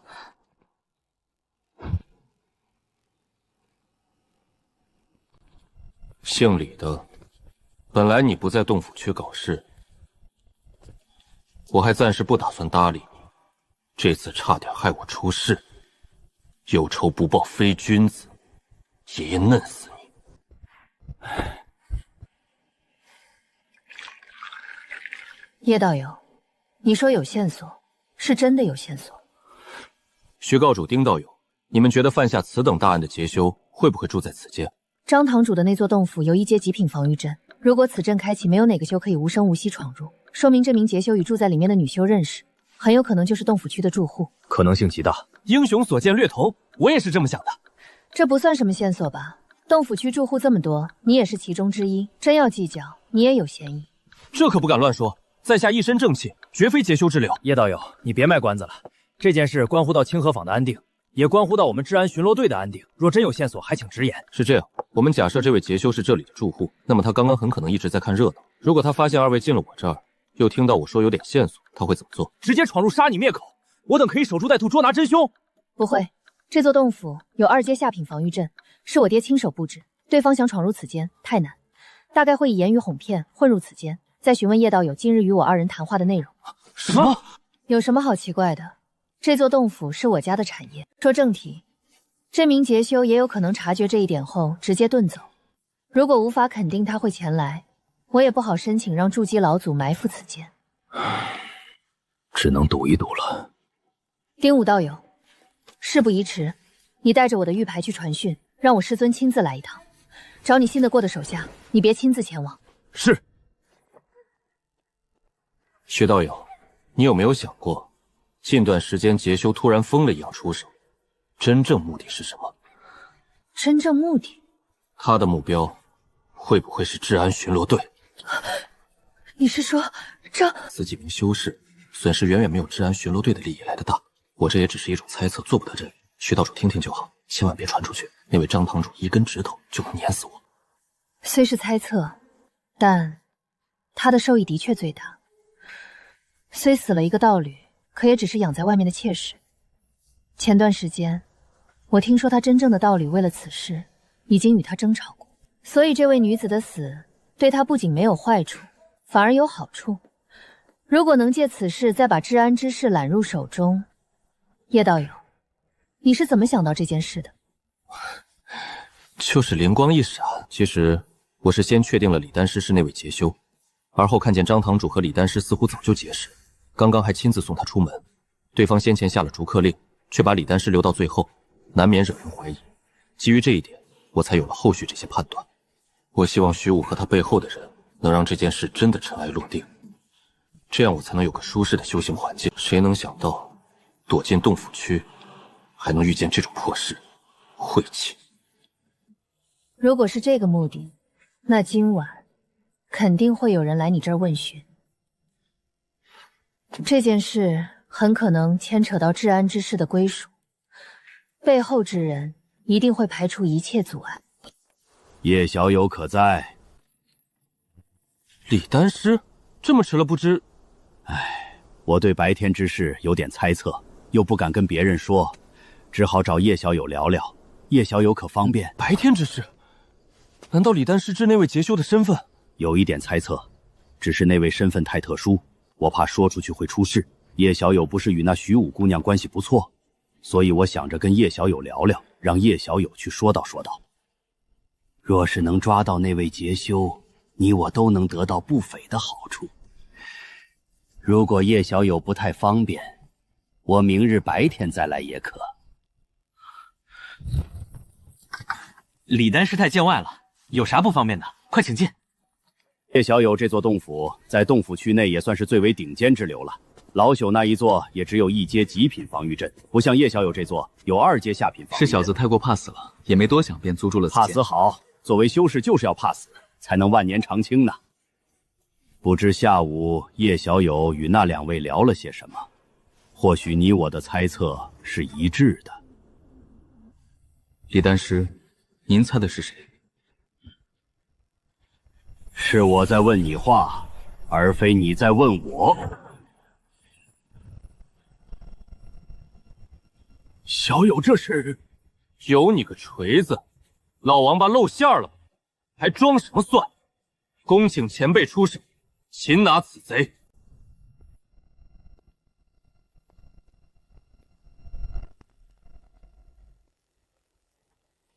王道友，好久不见。今晚这是……李丹师，你我也曾同桌吃过酒，论过道，不曾想你竟是一名大劫修。这段时间的大案都是你犯的吧？倒是让我这位鏖战堂堂主伤透了脑筋。王道友何出此言？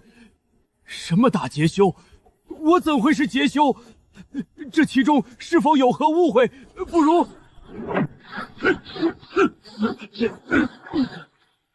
这次多亏了你，我们终于逮住这位大劫修了。只是没想到会是李丹师。李丹师的炼丹技艺颇为高超，曾经为数名筑基炼制过筑基丹。根据记载，其经手的筑基丹成丹率有1成之高。1成之高，没想到这个老王八还是个人才。我以前就听说过筑基丹这种宝贝，只是普通人炼制起来，可能100次都未必能成功1次。以后我炼气13层，也得自行凑齐筑基丹的灵材，要么自己炼，要么请丹师来炼。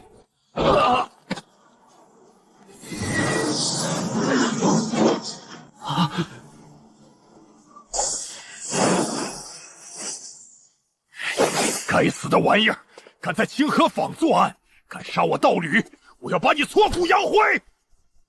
这家伙当着鏖战堂堂主的面杀人灭口，这飞剑的速度快到了极致，肉眼甚至都无法捕捉。青藤护盾面对这一剑，恐怕也无法抵挡。老张，人都已经死了，何必对尸体泄愤？老王，我刚刚得知消息，一时间气血上头，早知就下手就轻一些，留其一口气慢慢砍问。无妨，我以坐实他劫修的身份，好好搜查他的洞府，就能找到证据。话说回来，你们这一招引蛇出洞还真是有效，是你想的点子，是我这徒儿想的点子。张堂主，我今日和属下合计了一番，总觉得作案之人应该居住在洞府区，也可能是这附近的住户，所以便试试这招引蛇出洞。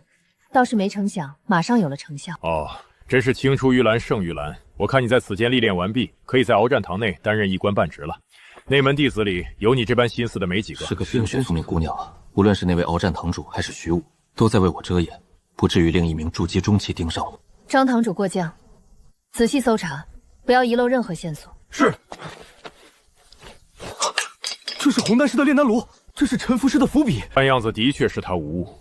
接下来便是你们的事了，我先告辞。你叫叶修？晚辈叶修，见过王前辈。小武都跟我说了，这次的事情多亏了你才能快速解决。不过李丹师如今已死，此事便到此为止了。在下明白，难怪刚刚对方不阻止张庆杀人灭口，原来是故意为之。看样子青云宗的事情比我想象的要复杂得多，或许对方这么做也算是一种妥协。是个聪明的孩子。你刚刚用的那道符箓是最近很有名气的青木盾吧？你也算是为治安巡逻队解决了一件大麻烦。这次的奖金，你和小武一人一半好了。还有赏金？对李丹师的赏金是40枚下品灵石，过几日我派人送过来。那我就不客气了。叶道友，张堂主那件事，即便是我师尊也无法利用此事来对付他，所以只能互相妥协。你以后切记别跟外人提及，免得惹祸上身。公子，麻烦解决了吧？刚刚院子里的动静，我只敢在老远张望，吓死个人。暂时是解决了，明天买点好菜，咱们得庆祝一下。这段时间青木盾的价格倒是没有多少变化，依旧按照3枚下品灵石来结算，如何？上次服用极品凝元丹，效果越来越差，同种类丹药难以叠加的传闻倒是真的。幸好我吃的是极品凝元丹，若是下品中品，耐药性只会出现得更快，连极品药效也会受影响。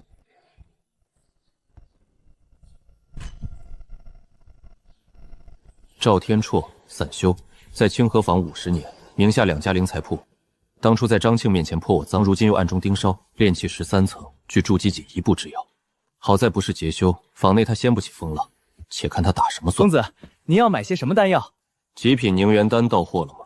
不好意思，最近极品凝元丹缺货，公子看看其他丹药。你们这儿有没有1阶极品淬元丹？1枚1阶极品淬元丹，售价8枚下品灵石。8枚？你们抢钱啊！走了。穷鬼！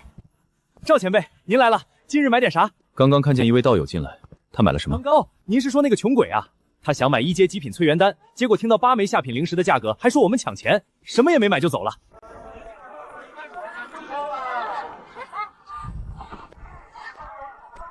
果然盯上我了，倒要看看你打的什么主意。20颗淬元丹总算凑齐，还剩96枚下品灵石。灵石只有用出去才是灵石，堆着不过是普通石头罢了。旧伏笔已经不堪用，该购置一支好伏笔，再备些上等制服灵材。练了这么久，也该试试1阶上品青木盾了。叶修，大伯，好巧啊！你还有脸过来？要不是巡逻队抓住了大劫修，这套宅子就要砸在我手里。你这厮连秦大伯都坑，可恶！如今这宅子价值几何？哼哼，那位劫修伏法，这宅子自然升值了。那不就行了？你捡个大便宜。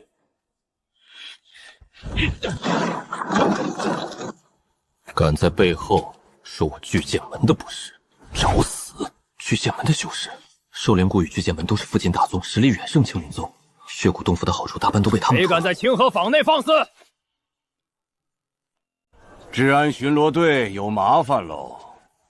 只希望丁武可以妥善处置这件事，免得惹祸上身。关键在于这位的身份太过特殊，青云宗又刚刚在巨剑门和寿灵谷手中吃瘪，如果没处置好，很容易引发更严重的问题。道友，不知发生了何事，需要在坊内动手。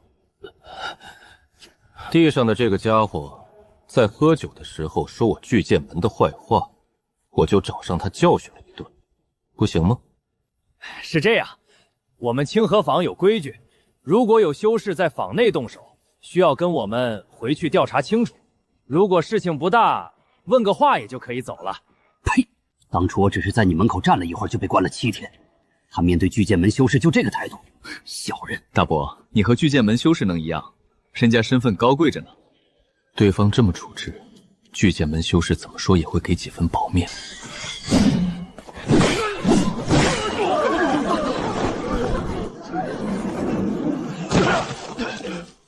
治安巡逻队的修士他也敢打？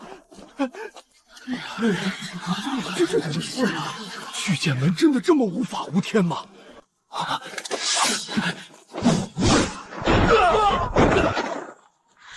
你们这些巡逻队修士也敢在爷爷面前放肆？如果这一下被拍实，即便不死，也至少要在床上躺个1年半载。小兔崽子，还不退？换做旁人我便退了，可面前是丁武，青藤护盾。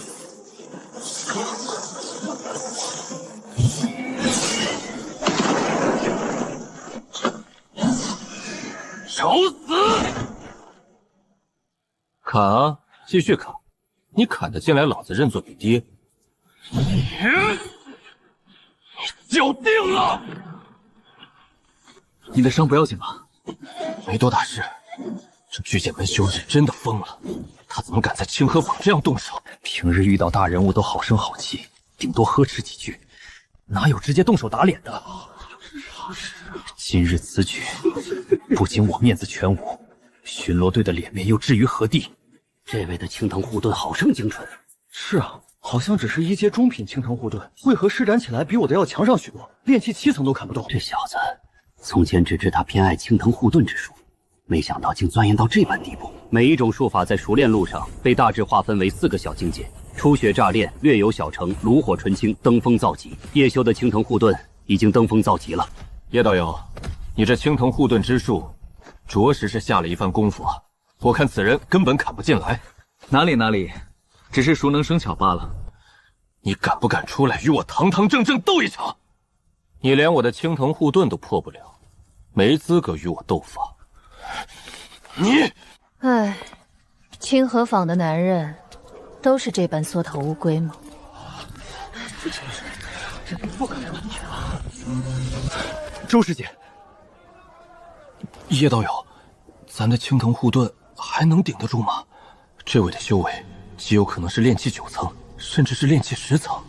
放心，别的不敢说，我是清河坊内最硬的男人。何况他一句话已经得罪了在场所有人，可能不需要我们出手了。周师姐，此次施展的1阶中品术法青藤护盾，可能也真至登峰造极之境，不然挡不住我的剑。那只是你的剑还不够火候。师姐教训的是姑娘，你说我们清河坊的男人都是缩头乌龟？那你有本事就把这2位当街砍死啊！支持个屁！支持我就要让他砍死我。看来我高看了这群男人，被对方如此羞辱，也没几个愣头青出面吸引力量。要破此盾，一剑足矣。只是我破了此盾，你们清河坊的男人们是不是都要承认自己是缩头乌龟？这些年青云宗疲软，怕也与诸位息息相关呢。撤了青藤护盾，与我这位师弟堂堂正正较量一番。道友此言差矣，青藤护盾不是术法，凭什么不算是堂堂正正的较量？他连此度都破不了，还有什么资格瞧我其他的手？道友此言极是，连青藤护盾都破不了，这就是巨剑门修士的手段。想要激怒，差了点火候。我说过，要破此盾，一剑足矣。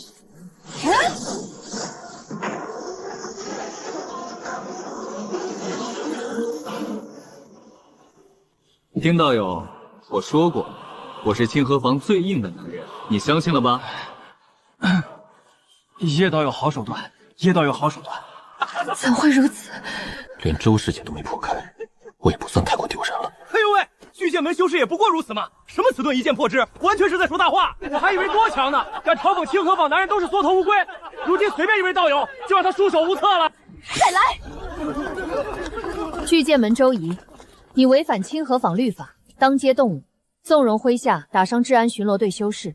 依此间规矩，你要立马离开清河坊，半年之内不得再次踏入此间。许武，你在治安巡逻队任职？原来他也认得徐道友，好像还有点怕他。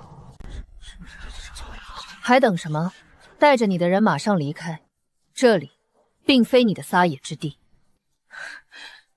我是准备前往青云宗探望表妹的。青云宗有你的表妹是谁？前些时日拜在你们赵老祖门下的李一莲。李一莲是你的表妹？那就上山去，别在清河坊逗留。哼，我们走。叶道友，以后你别轻易离开清河坊。丁武道友，若非为了救你，我何至于得罪此女？你得请我喝酒。那是自然。叶道友讲义气，我丁武也不是懵懂之辈，一切尽在不言中。这段时间跟巨剑门、寿灵谷修士有关的案件，你们要等我到场再处置，免得再发生今日这种事。大人，寿灵谷和巨剑门修士近日越来越过分，咱们就真的不管吗？有些事你不懂，听我的就是。小修啊，大伯也逼叫你之前那件事了，你跟大伯说说，当初在山里吃了啥？怎么一下开窍了？大伯，东西我吃都吃了，你问这有什么用？就算是我拉出来，你也赶不上热乎的，早就被禁卫军送走，扔田里施肥去了。距离青云宗外门大比好像只剩20来天，刻不容缓。叶道友可在洞府？在下赵天绰有事求见。公子，这位前辈先前已经过来叫过门，不过公子没在，我没敢开门。你做得对，以后只要不是叶云，谁来都别开门。叶道友，赵道友，道友来此所谓何事？叶道友不请我进去说话，就站在这边，恐怕不太好吧？你我之间已经熟络到可以登门拜访的地步了。要是赵道友是那劫修，我放你进来岂不是羊入虎口？以后切莫再说这种话，令人误会。叶道友还是在记恨那日我说的那些话吧。其实那日我也只是想尽快找出劫修，才做出一番推测。属实没想到老老实实的李丹师会是那杰修。废话不用多说，我和你之间没什么交情。你今日登门造访，有什么事直接说吧。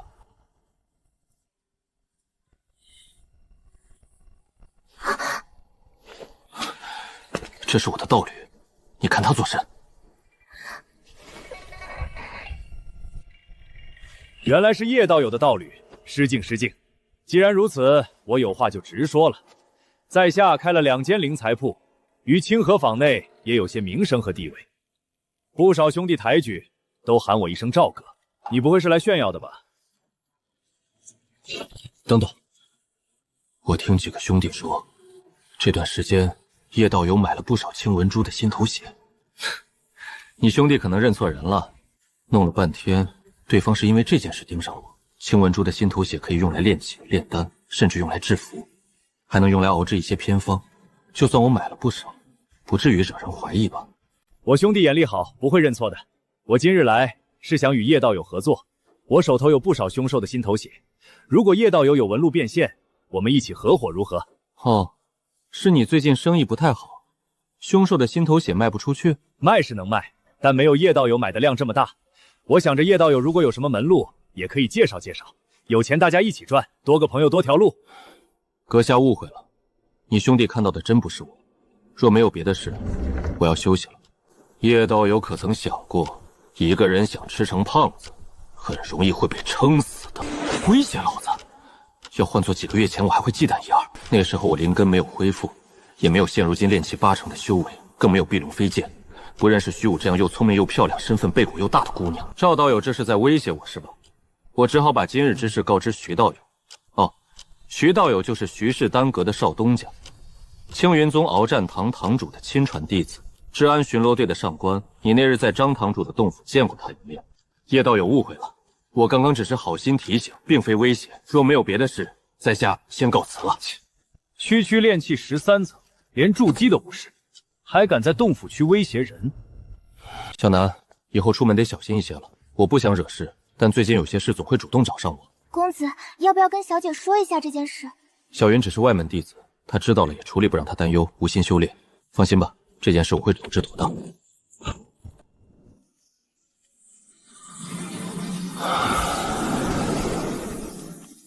终于炼气9层了，这个境界，当初的我想都不敢想，快要追上爹当年的修为了。9层到10层是一道瓶颈，按照现在的进度，或许就要花半年，2、3年内可以到炼气12层，再花1、2年打磨，突破炼气13层，找筑基灵材，自己或请他人炼制筑基丹，冲击筑基之境。虽然我现在身负仙元，可对于筑基而言，心中仍有一丝顾虑。筑基之境难如登天，就算准备齐全，也可能筑基失败。失败一次，下一次的成功率就大大降低。如果失败2次、3次，或许终生筑基无望。我如今拥有的一切，对于筑基似乎并未有特殊加成。到时候应该多准备几颗筑基丹，务求一次成功。又失败了，失败，这难度着实有些高啊！是我太心浮气躁了，我就不信了。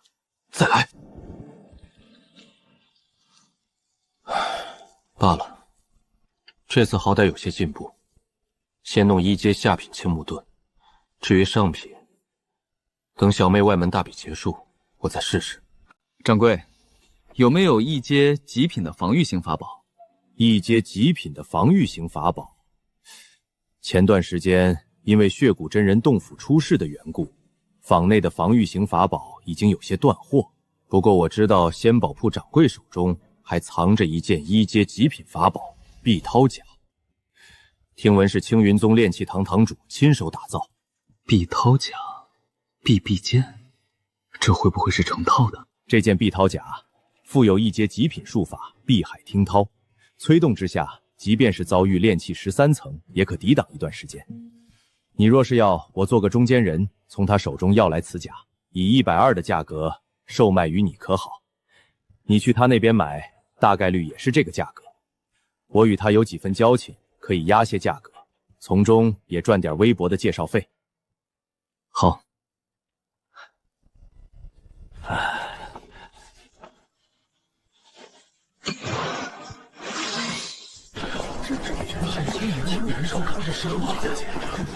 一阶极品灵兽天水牛，一阶极品灵兽啊！10万大山是凶兽的天下，而灵兽也是从凶兽之中诞生的。它们生来灵智就高，可以被修士收服。只是这样的灵兽万中无一，可遇不可求。偌大的清河坊，各种生意都有人做，唯独灵兽的生意没人做。原因无他，没人有这样的手段。听闻10万大山里某些超大型的坊市，才能看到有人在经营这方面的生意。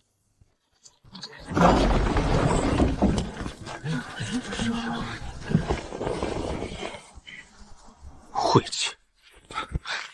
叶道友家里也有人在青云宗外门，跟你没什么关系。我有个小兄弟不小心跟我说了一些关于叶道友那位妹妹的事。赵天绰，你怕不怕满门死绝？包括你那些小兄弟也要跟你一起上路。威胁我叶道友，你急了？我没急，我很认真的问你，怕不怕？以你的修为，我还真不怕呢。外门大比，难免会受伤。希望叶道友的妹妹这次能取得好成绩吧。阴魂不散的狗东西！对方也有亲族在青云宗外门。赵天绰既然打探到了叶云的消息，必然想借此来显示他在清河坊的地位。还好，等小云穿上碧涛甲，就算取不得好名次，也至少能保证自己的安全。小云，你在等你哥？我听说他好像和李师姐有点特殊的关系，今天李师姐他们也会到场，要是遇见了，不会出什么问题吧？管他呢，我哥和他能有什么关系？只不过是我们从小一起长大罢了。外面那些传闻都是捕风捉影，你别瞎掺和。可惜你哥了，本来3属性灵根也还可以，炼气5层的修为放咱们外门都算是水准之上，只可惜灵根萎缩，修为尽毁，以后只能当个凡人。你们知道个屁！大哥修为恢复的事情，越少人知道才越好。大哥，小南，老妹，叶云小姐，小云的大哥长得还不错哎，也难怪李师姐当初能与他有过一段。老妹，哥这次要给你一个惊喜。什么样的惊喜？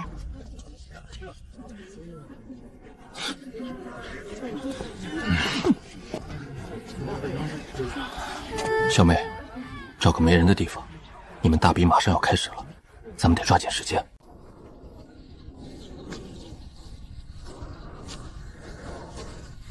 哥，你刚刚说的惊喜是什么？时辰不早了，咱们得快点赶过去。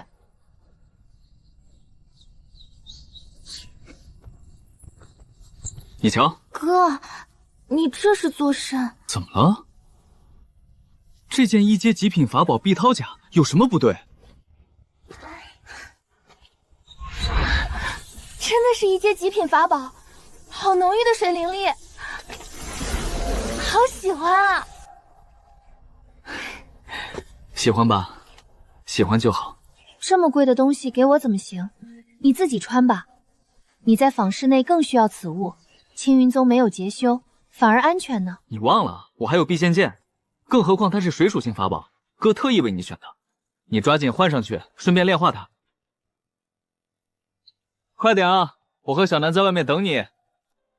笨蛋哥哥，1阶极品法宝放在家族里都能惹出明争暗斗，甚至闹出人命。就算是外门，也从没听说谁有1阶极品。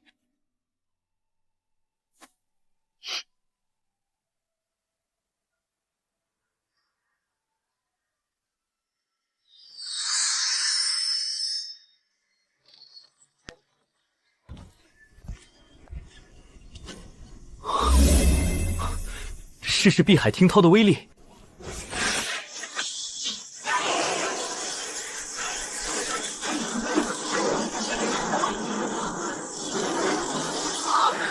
好，哥，我现在的修为催动1阶极品法宝，对灵力损耗太大，它只能在关键时候使用。还好前段时间我服用了好几颗凝元丹，如今是炼气6层嘞。就说你的气息好像玄厚许多，炼气6层，不错。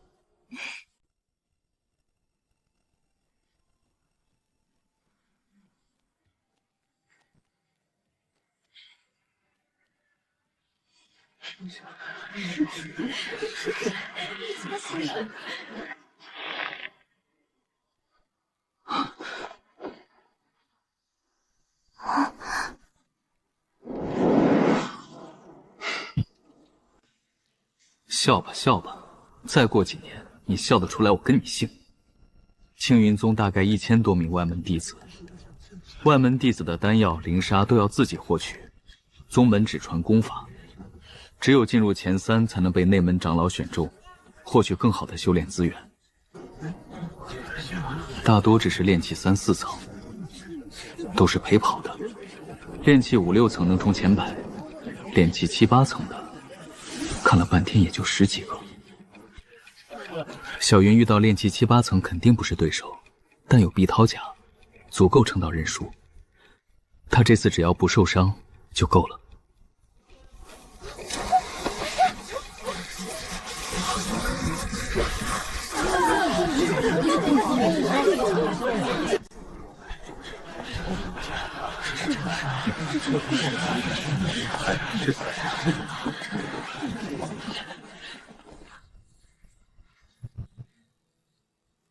小半年没见，他气质更出尘了。上次听小云说他炼气4层，现在看，怕是已经炼气5层了。这么短时间到炼气5层，除了天灵根的优势，赵老祖肯定没少下功夫。金丹老祖身家丰厚，极品凝元丹、淬元丹少不了他的，这方面他优势比我大。但我有青帝遮天经，能缩短炼化时间，把药效最大化。青木之灵也比他的木灵根强一个档次。李师妹，那位好像还对你念念不忘。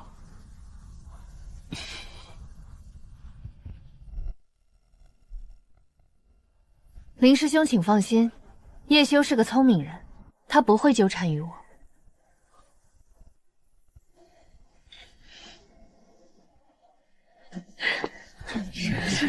徐师姐怎会认识叶修？自从上次被对方道破身份后，我这段时间显得很低调，并未太过关注叶修，根本不清楚叶修为何与徐武相识。徐武是鏖战堂堂主的弟子，而鏖战堂统管清河坊治安大小事务。也许是因为治安之事，清河坊最近好像不是很太平。治安之事，以徐武的出身，没有任何理由会看上被我放弃的叶修。林道友，赵老板，来看你儿子的比试。我记得赵师弟已是炼气7层，此次有望夺下前3。犬子修为不济，前3不敢奢望，能有个亮眼名次便可。这位姑娘是我师尊刚收的弟子，李师妹。这位赵老板在清河坊开设了2家灵材铺，以后你需要什么灵材，若是宗内没有，可以问问他。在下李一莲，见过赵老板。失敬失敬，原来李道友就是前些时日觉醒了天灵根的天骄，今日得见，果然不同凡响。想当初这样大人物，甚至都不会用正眼看我。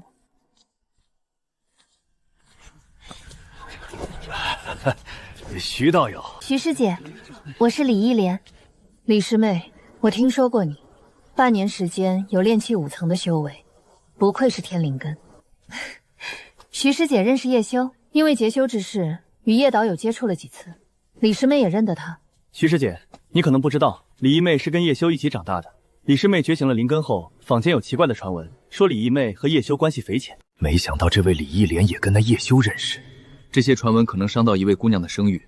如果这些传闻是叶修传出来的，我看治安巡逻队应该找他好好谈谈。叶道友还不至于小肚鸡肠去造谣一名女人的声誉。这个传闻想来是无聊之辈乱说的，林师弟和李师妹大可别放心上。和那2位聊什么？师尊，这位李师妹服用叶道友幻灵丹觉醒了天灵根，便分清界限。见我与叶道友聊了几句，又想试探我与他之间的关系，心思不浅呢。心思若浅，怎能修行？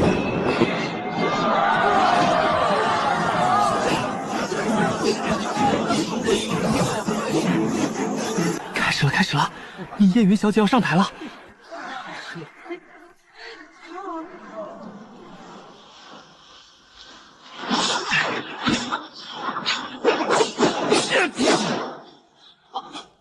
我认输。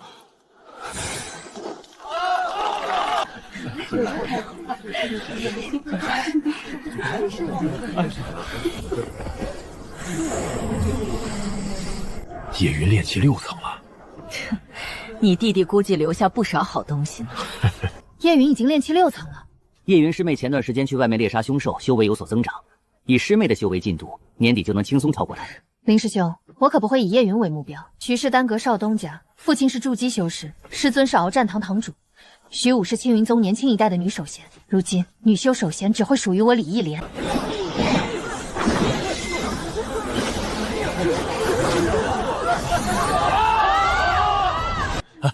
林道友，我那不成器的儿子要登场了。叶云这次的对手有点厉害，他要输了。小云这么快就遇上炼气7层了，也不知应付得来吗？林道友，犬子的对手好像是那叶修的妹妹叶云。哦，你也认得？和他在坊间有过些许冲突。赵师弟是炼气7层，这场比试想来是赢定了。不好说，不好说。叶师妹，我们点到为止好了。好，那就请赵师兄赐教。赵师兄这次可是争夺前3的热门选手啊。修为比他高的只有2位，可那2位背景没他强，平日的修行用度差了太多。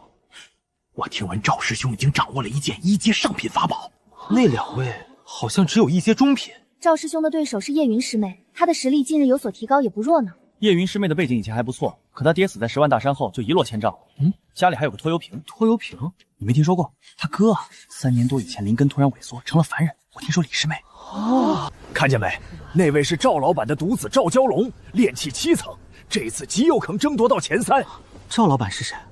上山的时候那头天水牛的主人啊。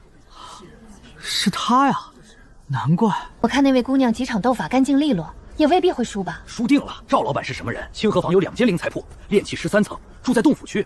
这等身家给他儿子配个1阶上品法宝，不为过吧？若真有1阶上品法宝，还真有可能争夺前3，也许还能争夺第1。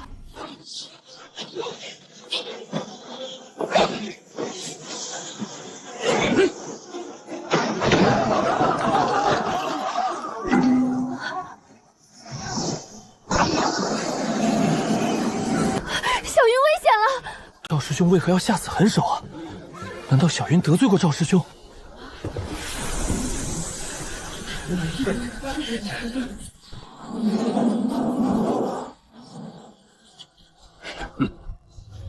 碧海惊涛！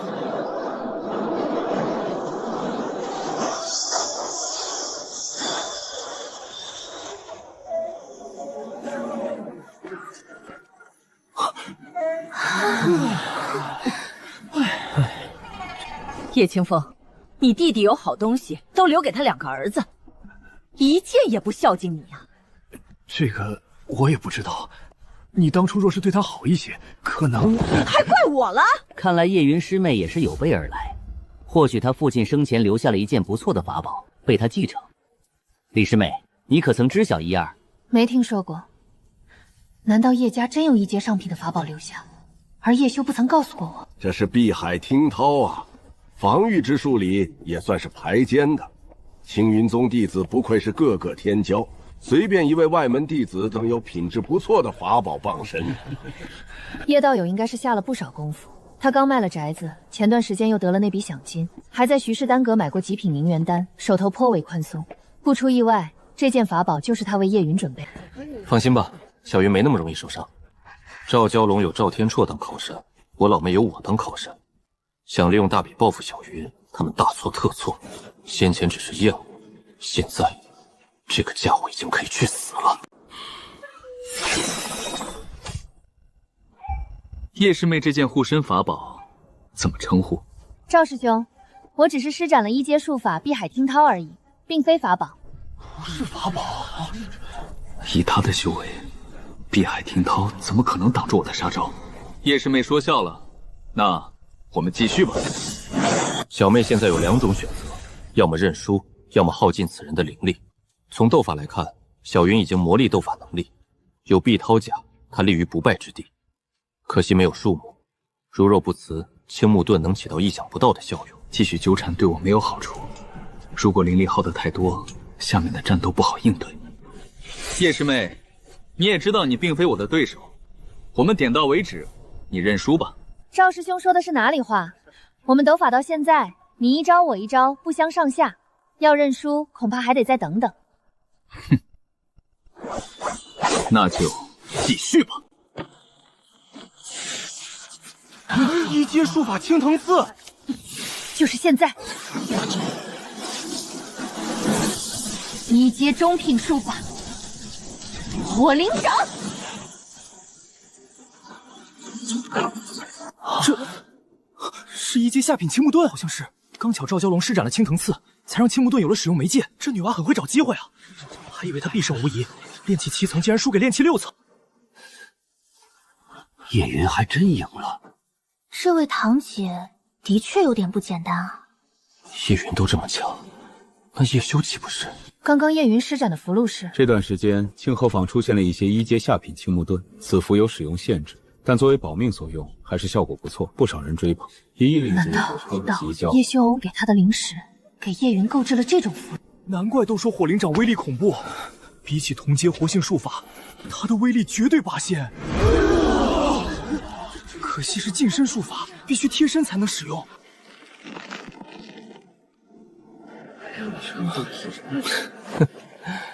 气不死你！这小妮子不错，进外门多久了？也许他这次真能夺得前3，依仗法宝和符箓而已。他凭借真正的修为，还胜不了炼气7层。利用一切可以利用的，取得胜利，这不正是修士斗法的真谛吗？我看这女娃还行，有如此应变能力，不管是对付凶兽还是劫修都不错。秦松，你想收她为徒？再看看吧，如果她接下来表现还行，收她进内门也可以。王堂主打算收叶云为弟子，这又如何？他与我仍然差距甚远。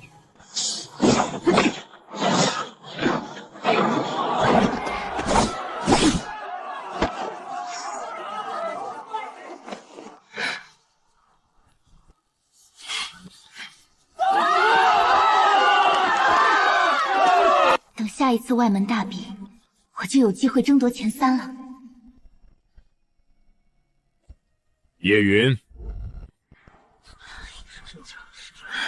王堂主，可愿入我门下？入您门下？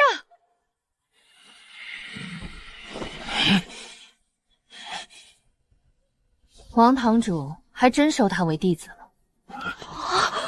叶师妹，师尊问你话呢。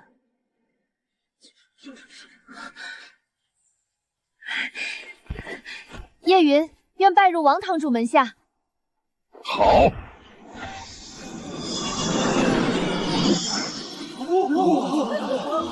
只有防御不可，还得要有攻法手段。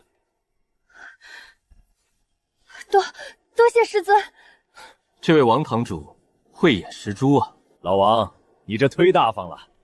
那位劫修留下的好东西颇多，这柄飞剑就是他留下的，顺水人情而已。公子，咱们不等一下叶元小姐，打个招呼再走吗？叶元要拜师，很繁琐的，估计没工夫见我们。我们先回去，下次再找他。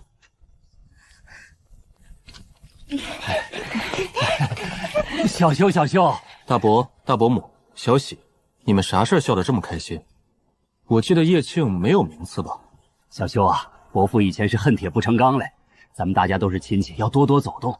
要不你搬回叶府住？叶修堂哥，你搬回来住好了。这个那边有点危险，我现在搬去洞府区了，没理由再搬回去。洞府区那边住的比较舒心。小修能住洞府区，说明本事大，老夫心中甚慰。以后有空多回来走走，吃顿便饭。好说。哥，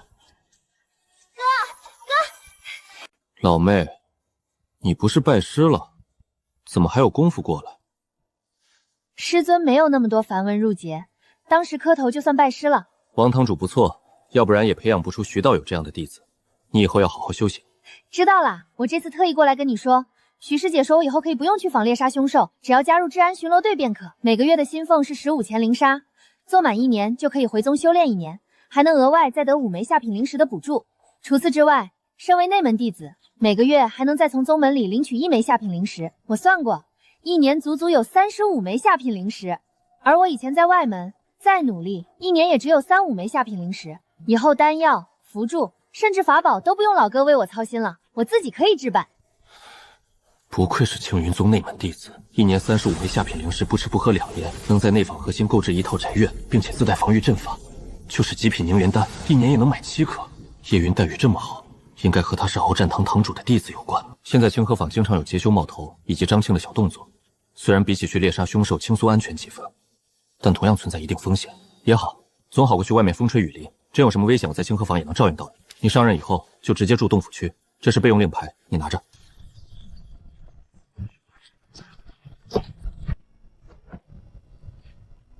叶道友，我和你八字不合，没必要装蒜。有事说事，有屁放屁。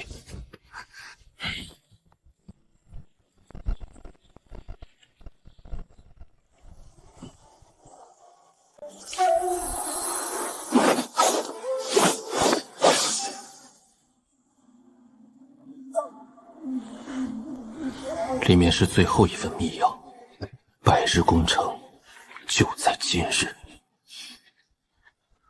青帝遮天经虽然牛，但在修行初期，妖血铸体功法也未必弱于他。气量正在缓慢增长，感知力也在逐步提升。这洞府好大呀，好累哦。小南这岁数，也可以试试用幻灵丹看看他的灵根了。等忙完手头的事情，就去买一颗幻灵丹。果然是圆满之境，最后一副密钥的提升达到了倍血，不管是气力还是感知力，至少都提升1倍。铁甲龙熊，此熊成年以后力大无穷，浑身皮肉如铁甲附着，金刚不坏，又精通土属性术法。清河坊里要找到几个能够猎杀铁甲龙熊的修士并不简单，且需要1000心头血，可比异地多多了。如果清河坊内有此灵材，售价会比青文珠的心头血贵上许多。哥，我回来了。小云回来了。哥，我要去治安巡逻队报道，今日就得上任，且这段时间可能是夜巡，你和小南自己吃饭，别太担心我。总之一切小心，看见劫修也别急着上。趁这段时间先把青木盾弄出来，变现以后再去问问铁甲龙熊的心头血。叶道友，您真是我近年见过最厉害的修士。哦，你也看出来了？那可不，您这般年轻，却在洞府区住了这么久，每个月交租也十分准时，不像那位什么赵道友，说是麾下有2座灵材铺，结果呢，这个月租金他还要迟一些才能给。叶道友可别乱讲啊！赵天绰这个月的租金要延迟？不对啊，这家伙应该不怎么缺灵石才对，除非能让赵天绰突然变得手头紧，连洞府的租金都交不出，只有一个原因，这家伙买到筑基丹的灵材了。这家伙炼气13层就狂妄至极，要是被他晋升筑基初期，岂不是鼻子要翘上天？不过炼制筑基丹也要时间，吞服筑基丹之后，起码也得5、6年或7、8年才有结果，我还有时间。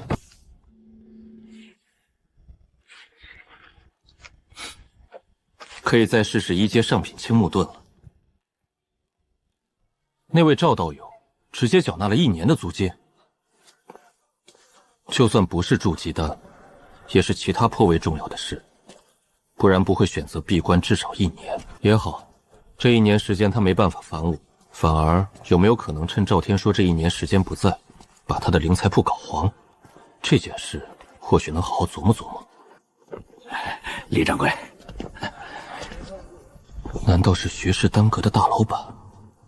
徐武他爹，他的房东？叶道友，你来此作甚？小武，这位是？爹，这位是我先前跟你说过的叶道友。哦，叶小友，我听小武说起过你，你妹妹前段时间拜在王道友门下了吧？叶修见过前辈，家妹的确拜在王前辈门下了。王道友收徒，说明你妹妹前途无量。老李，找到那位符师，少不了你好处。那位符师？小友，你刚刚也听到了吧？我这边的规矩向来严苛，甚至连我手底下的人都不知道你与我之间的交易。我也不曾问过小友的身份，但隐隐也能猜到1、2。李掌柜，直言吧。徐氏丹阁的大老板徐天泽，也就是你刚刚见到的那位，他正在寻找制作青木盾的符师。找他做甚？这位大老板与巨剑门一位长老拉上了关系，打算一起在清河坊内开设一间集合丹药、法宝、符箓、灵材，所有修士所需都能买到的铺子。丹药方面，他认识青云宗炼丹堂主，所以坐镇丹师已经不缺。法宝方面，他同样认识青云宗炼气堂堂主。至于灵材，这位和清河坊的三教九流都很熟络。10万大山里能找到的灵材，他大多都有进货渠道。最近在清河坊内流行，甚至连外面坊市都有人来购买青木盾，但无法确定货源。徐老板想要请这位符师坐镇，确保铺子里有足够的青木盾。他知道我货源充足，能找到这位符师为他传话。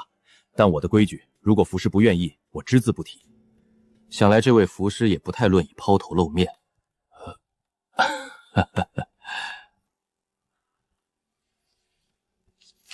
李掌柜，最近青木盾的行情如何？100张只卖了250枚下品灵石，这几个月颇为风平浪静，导致众人对于保命的符箓热情降花。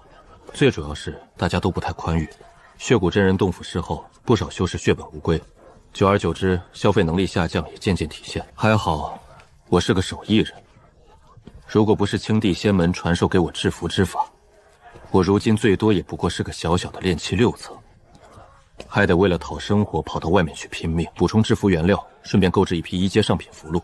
这次说什么也要成功1张，还要再买一些木属性的防御法宝。赵蛟龙在比试中使用的青藤刺也不错，可惜只有青云宗弟子才能学到。坊内流传的术法大多都在1阶中品以下，上品的没点门路压根弄不得。或许我可以在清河坊里选择一家炼气馆拜师学艺，虽然那些老师傅的传承未必多高，但至少也能学到1阶上品，甚至是1阶极品的术法。以前青云宗不要我，我如今也不想拜入青云宗，主要身上情况特殊，在青云宗难免与筑基接触，甚至可能遇到那位金丹，露出什么马脚那就万劫不复。而清河坊内有不少炼气馆，并非宗门，而是如同凡人练武的武馆一样。这些炼气馆基本都是散修开设，馆主的实力最多也就是炼气圆满而已，发现不了我身上的隐秘，十分安全。清河坊里有点名头的炼气馆大概有30余家，这每一家的馆主修为至少都是炼气10层以上。以前听父亲说过，其中一家的馆主就是以木灵根为主，叫什么来着？青木堂。那位馆主好像是炼气12层。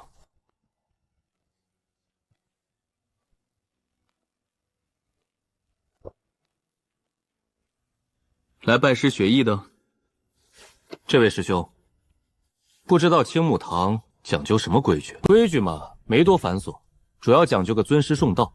不过学费我们青木堂分好几种，馆主如今已经不怎么收徒，主要看拜师者的资质。如果资质可以，馆主也会愿意亲自教导。但每个月的学费至少是15千灵沙。我建议你在5位上师之中选一位，5位上师每一位都是炼气后期，1月学费只要3000灵沙就够。你先说说你的修为，我可以帮你推荐一位上师。每个月15千灵沙的学费，这钱也太好赚了，难怪一般散修连进入炼气馆的资格都没有。能拜在青木堂馆主门下修炼的，至少在清河坊内有一定背景，又因为天赋不足无法拜入青云宗，才退而求其次来到此间。师兄，如若拜在馆主门下，不知多久才能学到1阶上品乃至1阶极品的术法？一来就要拜在馆主门下，还想修炼1阶上品乃至1阶极品的术法，真是好高骛远。这就不好说了，如果馆主觉得你有资格学，那就会传授于你；如果没资格，你即便掏了学费，也至少在这儿待个30-50年，会有机会吧？说吧，打算拜在上师门下还是馆主门下？那就请师兄引荐引荐，我想与馆主见个面，再确定此事。哼，1钱灵沙都没见到，还想见馆主？你来寻开心的是吧？滚出去！发生什么事了？林上师想要拜师馆主，馆主近年来年事较大，已经不怎么亲自收徒，炼气5层挑回下不收，学费缴不起的不收。不知阁下修为几何？炼气9层，道友如何称呼？在下姓叶，平日在洞府区修行，也是修行上遇到了问题，才想着找名师指点1-2，还请林上师代为引荐。馆主现在应该在后院指点弟子，我带叶道友前往。叶道友请。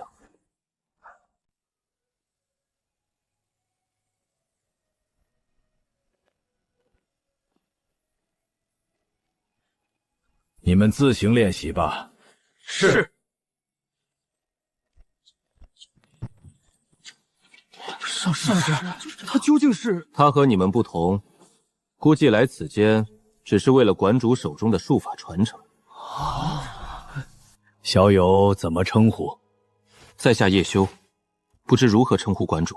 吴清部，你喊我一声吴馆主便可。林上师已经说了小友的来意，小友可知道炼气馆拜师的规矩？自然明白。虽然没有宗派那般限制颇多，但尊师重道排在第一。小友也算是个明白人，那老夫再讲讲更细的规矩。若是小友觉得可以，那老夫便收小友入门。入我门下，那我们也就有了师徒之实。在不危害小友性命安全时，青木堂若是遇到麻烦，小友须得回来帮衬一二，这是其一。至于学费，1年18枚下品灵石，要连续交纳10年。有一点，我的弟子在外面不能借我的名头惹是生非，如若被我知晓，那是要开除名册，一次性缴纳满10年学费。青木堂遇到危机需要他帮衬，这并非强制。其次就是1年18枚下品灵石，这估计只是单纯的学费。例如在术法修行上出现问题，可以询问这位。要想学习到一门1阶上品的术法乃至极品术法，估计还要额外花钱。吴馆主，在下平日可能没多少时间在此间修行，学费自是不会少。不过，在下想要一门1阶极品的木属性术法，不知条件几何？这就要看你想学的是哪一种了。我有3门1阶术法传承，青木傀儡为1阶上品术法，青藤护盾为1阶中品术法，至于这青藤刺，则为1阶极品术法。每一门传承价钱都不一样，不知小友对哪一门感兴趣？馆主没有1阶上品或1阶极品的青藤护盾？清河坊内有人有，但我没有。在下想学1阶极品青藤刺，100下品灵石，若你今日能拿得出来，今日就可拜师学艺了。不过在我作画之前，此术是不得外传的，只有我作画了，你才有资格把此术传授他人。如若不然，按照师徒间的规矩，我会废去你的修为。想好了再回答。这个条件不算苛刻，也不用等对方作画。如果有一天先晋升了筑基期，那随便外传给谁，对方也不会找他麻烦。师尊在上，请受弟子一拜。以往不是没人来求教青藤刺，鉴于修为和灵石的原因，自然也不愿传授术法。这么多年来，这样的生意也只做了寥寥几次而已。118枚下品灵石，你直接缴纳1年学费，可见心诚。起来吧，我这就传授你1阶极品青藤刺。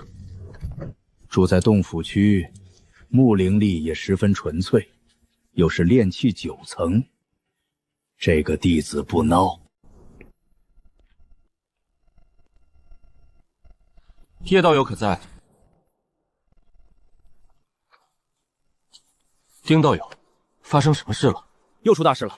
刚刚坊内有一名劫修犯案，被我们察觉，好像逃入了此间。我怕你不知晓，特意提醒你一声。又有劫修？什么修为？叶云呢？他现如今在何处？叶云道友跟着徐大人，不会有什么危险，可能是炼气圆满，比起之前那位要好对付得多。叶道友，你刚刚有没有察觉到什么动静？或者说，最近洞府区有什么奇怪的事情发生？奇怪的事情？我好像听说赵道友一次性缴纳了1年的租金。一次性缴纳1年？真是有钱人！1年租金120枚下品灵石，说拿就拿出来了。这算不算奇怪的事情？在这个节骨眼突然闭关，的确有些奇怪。多谢叶道友提供线索。公子，发生啥事儿了？好像又有劫修出现了，不过和咱们没多大干系，我们在这看个热闹先。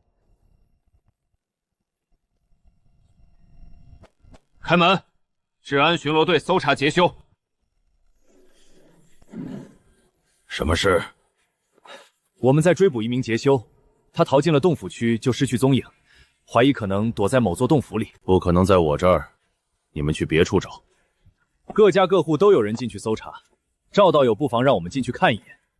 叶道友那边搜过没有？搜过了。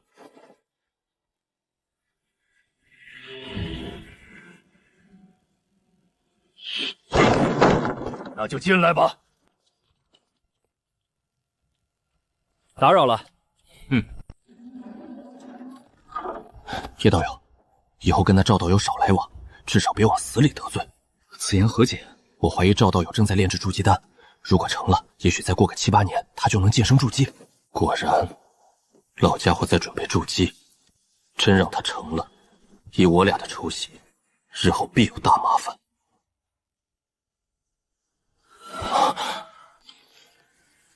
狗屁的炼气圆满，炼气完满能悄无声息闯入洞府，丁武这消息也太不靠谱了。我没有走错地方，你叫叶修，有个妹妹叫叶云。不用急着动用符箓，也不用想着喊人，此间已被我布下禁法。哼，你唬我！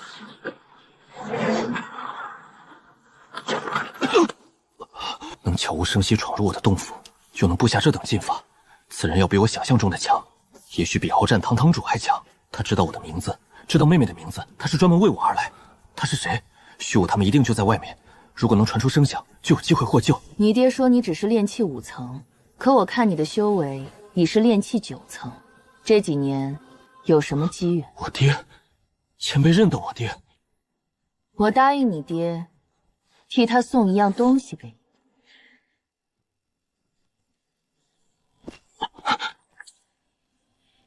前辈是不是认识我爹？这面具是我爹的遗物，算是吧。这是他留下的唯一物件，也是一件法宝。只不过它的内核已经存毁大半，本该属于3阶范畴的它，现如今最多有2阶下品的威能。前辈不是在说笑吧？3阶法宝，我爹只是炼气10层。3阶，这个层次我现在想都不敢想。偌大的清河坊，估计只有青云宗那位赵老祖手中拥有3阶法宝吧。好自为之。就这样走了，也没找我麻烦。对方看起来的确不是要找他麻烦的样子。以对方刚刚展露的修为，要杀我或许一招就够了。这样的强者没理来戏软我。难道这张青铜鬼面真是我爹留下的东西？前辈，您话别说一半。我爹怎么会有这么好的法宝？您和我爹是什么关系？这面具和您身上的差不多。您跟我爹是什么宗派的弟子？他怎么从未跟我说过？你问题很多，但我不想回答你。你爹已经死了，你和你妹妹就在此关好好过活便是。这面具算是他留给你们2人最后的念想。你如果想卖掉也可以，能值不少灵石。不过你能住在洞府区，看样子已经找到一技之长，也不缺灵石了。前辈，外面那些人都在找您，您就这么从我洞府出去，不是害了我？要不然您翻墙吧，怎么进来的就怎么出去，我绝不告命。第一，他们找的不是我；第二，我要走，你们这儿没人拦得住。好快的速度，这速度可比我的玄龟飞剑术快了何止10倍。这么看来，爹的修为可不止表面那么简单，炼气10层应该只是他的伪装。可他的事情，我和小梅都不太了解。也许得找大伯打探打探。没有被人炼化过的印记，跟那位的面具十分相似，只有细节不同。我猜的应该没错，这是一种制式法宝。爹和那位青铜鬼面属于某个宗门，也许是那种见不得光的魔道宗派。没想到爹会是魔道修士，一点痕迹不露，要么是为了躲避仇敌，要么是怕青云宗那位察觉，先炼化了看看。如果不是他受损了，只相当于那位口中的2阶下品，估计没个1年半载休想成功炼化。1个晚上，可能还没有1%的进度。估计要没日没夜炼化个30天才能成功。小云，昨晚怎么回事？一个劫修抢了一家灵材铺，昨晚徐师姐已经查清楚了。你猜是谁的灵材铺？让我猜，不会是赵天卓的吧？哥，你太聪明了，就是他的灵材铺被洗劫一空，连他请来看铺子的修士都被打杀。我明天开始转白班，先回去打坐了。巧合？不对劲了。等等，原来如此。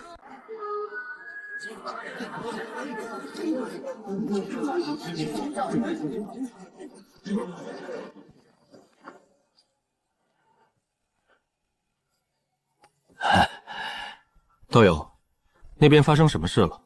怎么这么热闹？赵老板的铺子昨晚被一名劫修给洗劫了，洗得一干二净，毛都没剩下一根。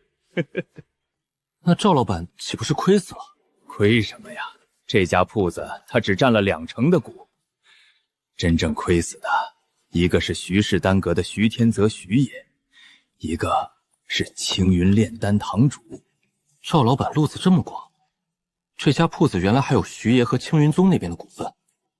没想到徐武他爹也是这家铺子的大股东，另外一位大股东更是青云宗炼丹堂堂主。这个赵天绰，为了晋升筑基，也真是胆大包天。这2位也敢坑。至于这铺子，可能早就被他自己洗劫一空。铁甲龙雄的心头血有没有？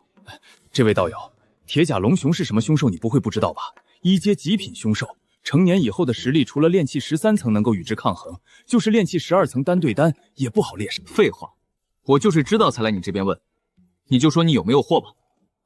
道友，我店里没货，但我可以帮你问问，只不过价格不会低。道友说个价，我看看能不能成。这是你要我说的，1钱1枚下品灵石。这个价连1阶中品凶兽的心头血都买不到1钱，1滴还差不多。这样，我给道友一个价，道友若是同意，就留点定金，我为道友去找货。以前铁甲龙雄的心头血20颗下品灵石，贵了，你自己砍一刀。真不贵，这铁甲龙雄的心头血难得的很，甚至可能要派人去外面的坊市调货。要去外面调货？确实没听说过有几个修士会不开眼去找铁甲龙雄的麻烦，大多是见了就跑。行，就按照你说的价，给你2枚下品灵石当定金，你帮我去找货。2枚？这可不成，此物没多少人买，我去调货也是冒了风险。如果到时候阁下不买，就砸手中了。除非阁下找个中人，要有点身份地位的。谁知道此人会不会自己吃了灵石就跑？损失灵石是小事，修炼妖血铸体大法是大事。有点身份地位的不是没有，不过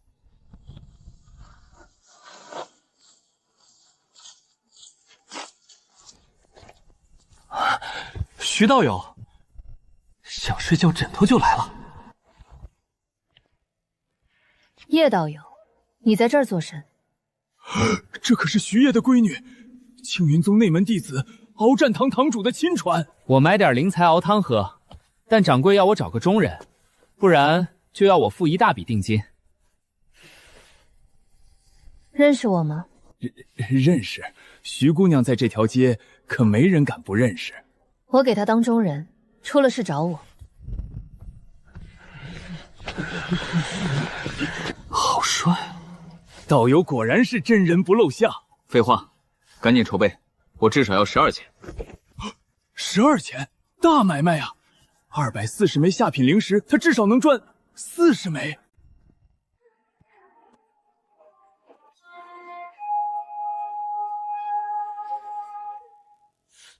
哼，你在看什么？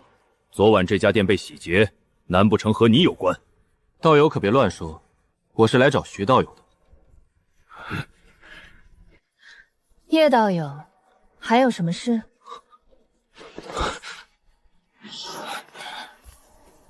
我听说这家铺子是赵天戳的。的确，是不是昨晚你看见那个劫修了？还是找到了什么线索？倒是没看见劫修，但我知道一件事情颇为奇怪。就前些时日，我从中介那里听说赵道友拿不出洞府的租金，但是过了没几天，他却直接缴纳了1年的租金，还在洞府里炼制筑基丹。紧接着就是这家灵材铺被洗劫。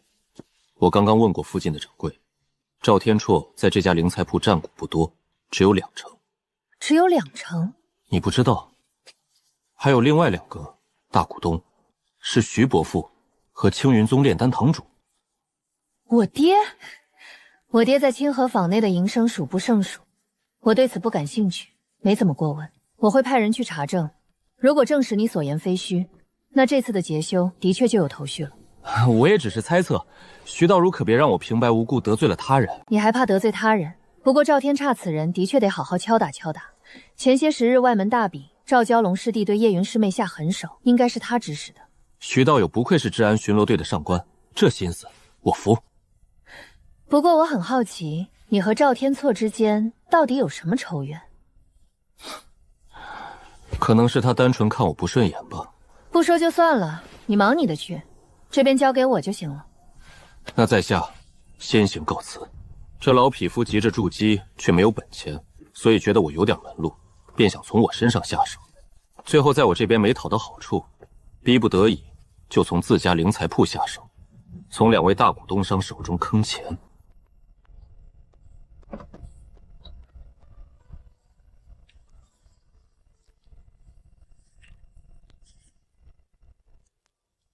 说时迟，那时快，一颗头颅突然从床底下飞出，张口说话。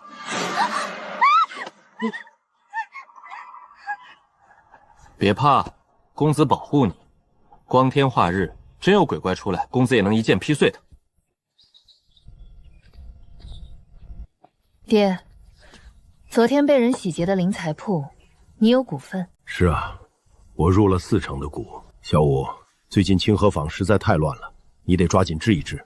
这些魔贼真是什么人也敢下手。我的损失不算多，也就300-500下品灵阴，但这口气却不能平白无故咽下，你可懂？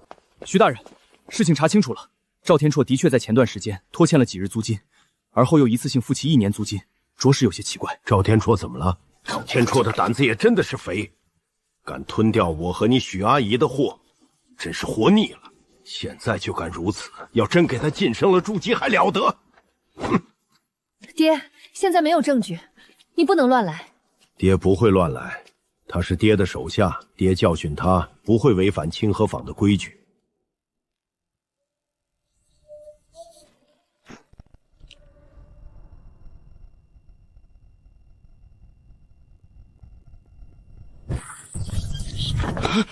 徐爷，您怎么来了？你在炼制筑基丹吧？这味道我熟。对，在下正在炼制筑基丹。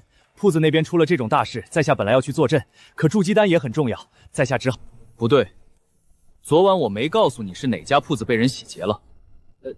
我的弟兄已经过来通知我了。昨晚此间被彻底封锁，白天也留了人待岗，可曾见到有人来过这座洞府？不曾。会不会是你记错了？此事绝不会记错，昨晚到今日都有记录，谁进谁出，名册一看便一目了然。赵天绰，你算个什么东西？也敢在我眼皮子底下坑我！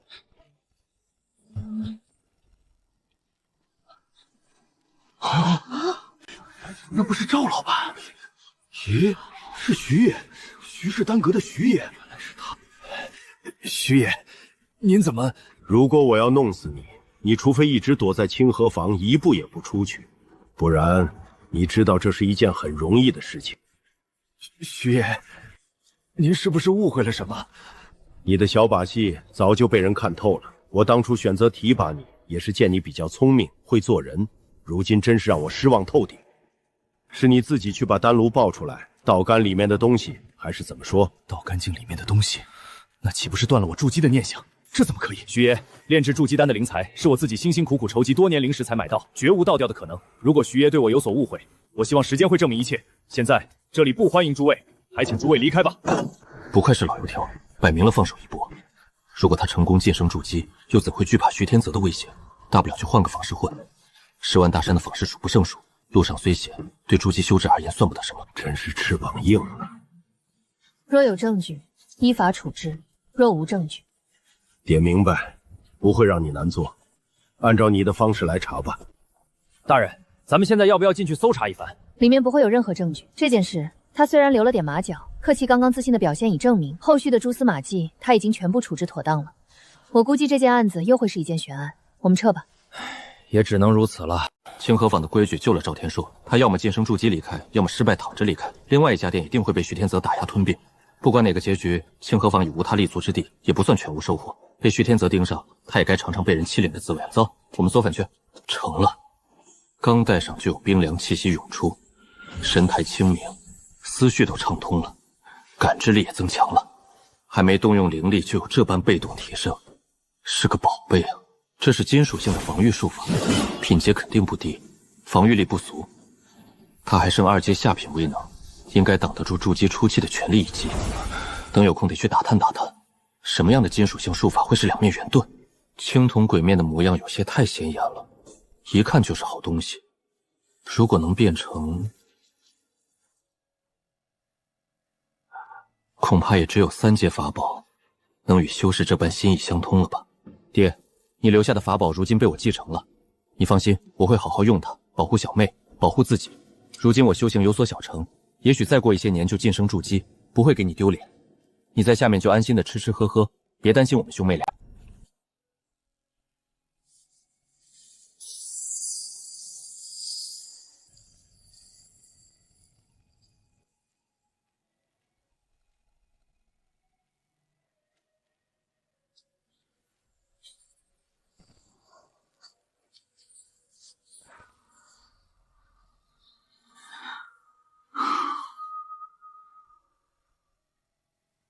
符纸和朱砂的成本加起来都要10枚下品灵石了。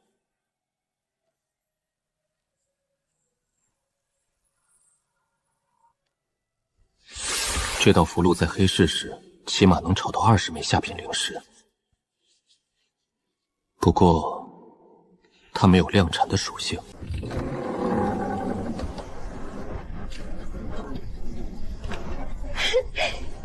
下雪了，下雪了！哥，出来看雪。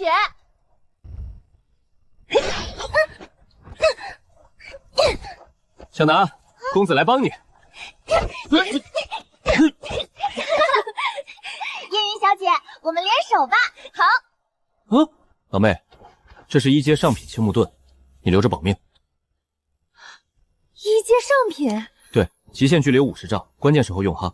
先前的青木盾还有多少？3张1阶中品的还没用，10张1阶下品的用了1张。哥，马上要过年了，今年年关治安巡逻队要整顿一下外防，要是回来的晚，回来晚也得回来睡，外面不安全。那我回来睡。叶道友在家吗？我去交下租金，顺便出门一趟。灵石重也，灵石不多喽，该去一趟中人堂了。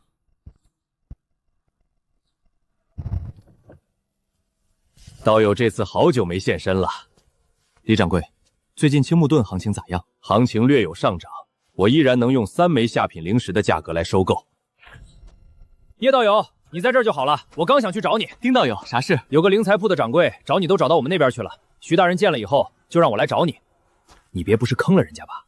要不要我做个中间人，帮你搞定这件事儿？是那件事啊，我差点忘记了。没什么事，我在那掌柜手中订了一些货，如今应该是到货了。有劳丁道友跑上一趟，我先过去找他问问。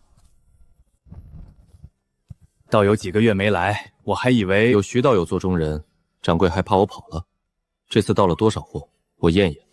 道友，这里面足有12钱铁甲龙雄的心头血，道友如何？我这货可还纯正，这些是我费了老大的力气从诸多同行手中找来的，还欠了不少人情呢。240颗下品灵石，1枚不少你。不错不错，刚好240颗，道友敞亮。以后若还有需要合作的地方，我再来找你。先告辞了。道友下次再有什么需要，尽管找我，我一定安排的妥妥当当。下次要2阶凶兽的心头血，估计你这家小店是卖不起喽。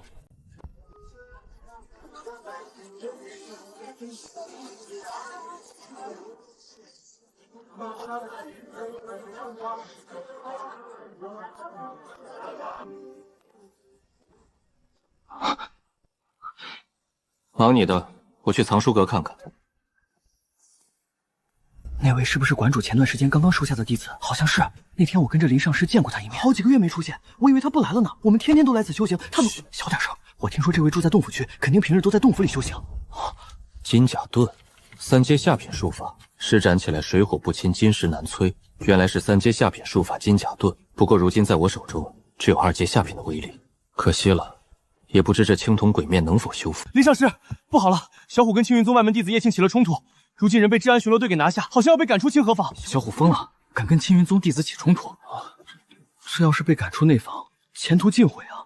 至少没办法来此间听林上师的谆谆教诲了。也该他如此，平日里脾性太倔就算了，遇到青云宗弟子也不懂得忍让几分。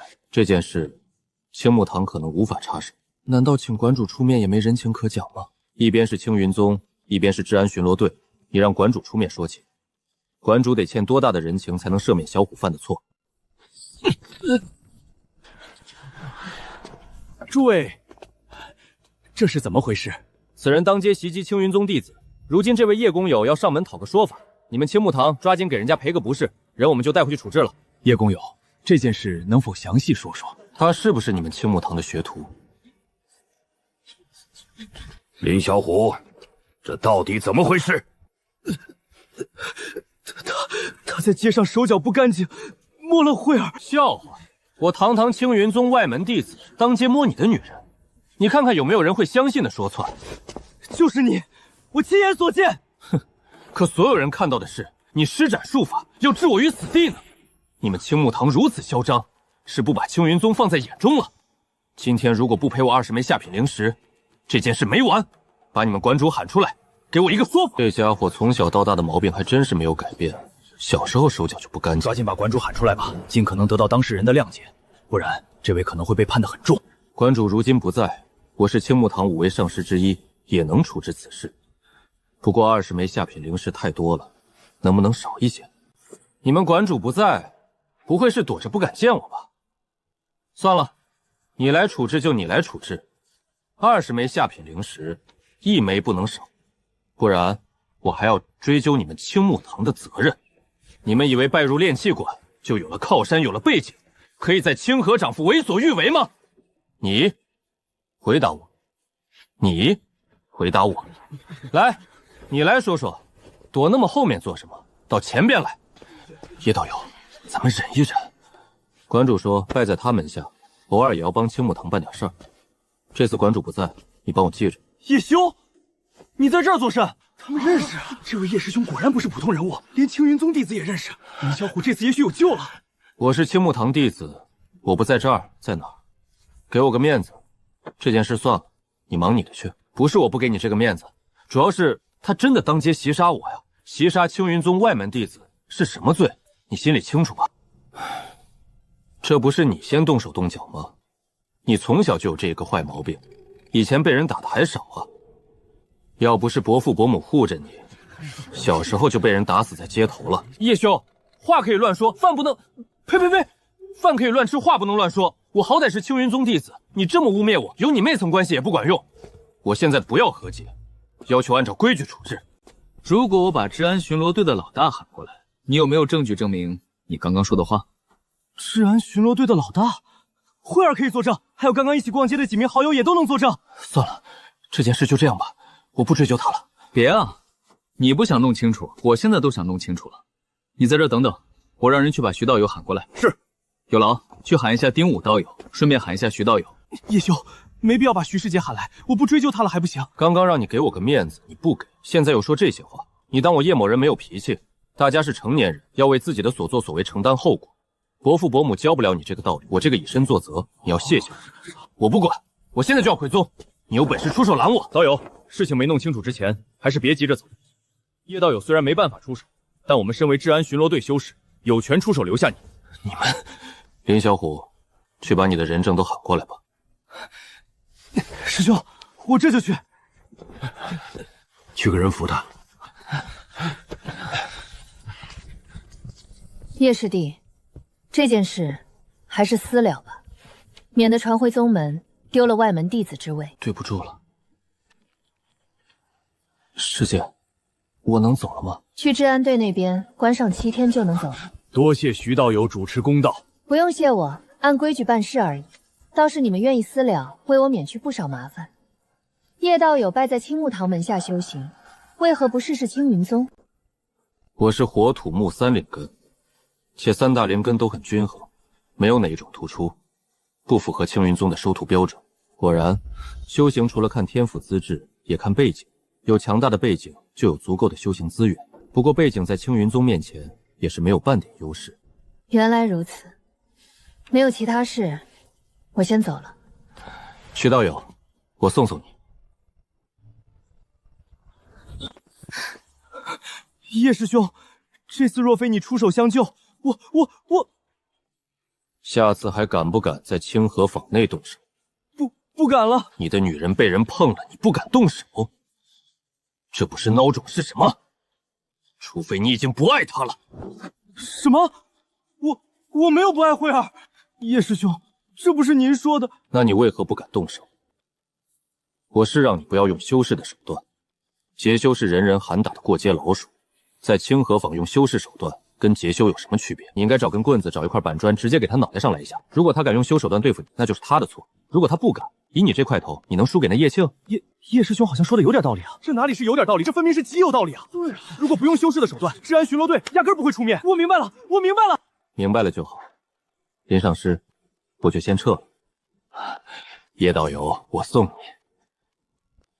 小虎，你这次因祸得福了，以后叶道友再来，你记得好好接待，不用我提醒你吧？林上师请放心，叶师兄今日救了我的命，我知道该怎么做。还是那头倔牛。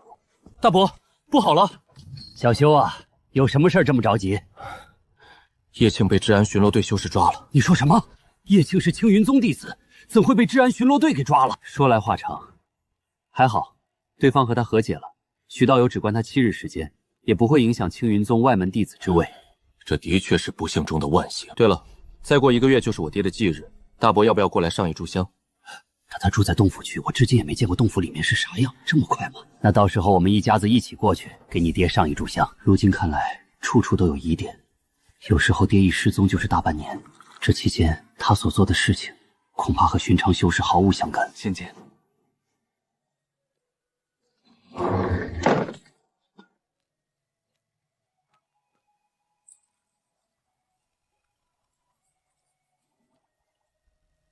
干了，一碗秘药吞入腹，我命由我不由天。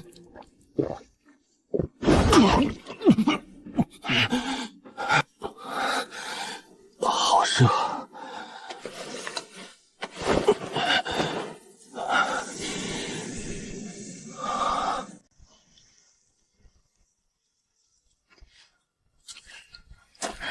再等等，他会出来的。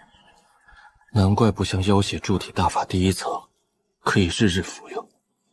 这种秘药服用一次，每隔1个月打死我都不会再喝。第一层的时候，我的气力增长的没有这般夸张，而今怕是6000斤都不止了。这还只是第一副秘药，余下11副都服用完毕，力量会大到何种程度？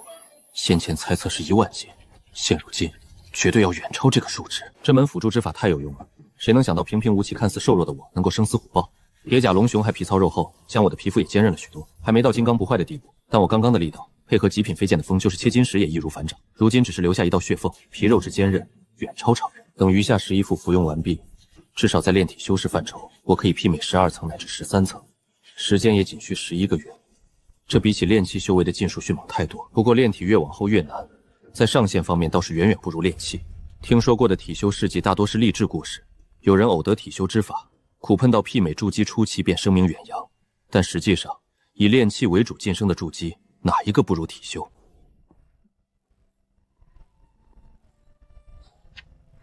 公子，隔壁的洞府来了新租客。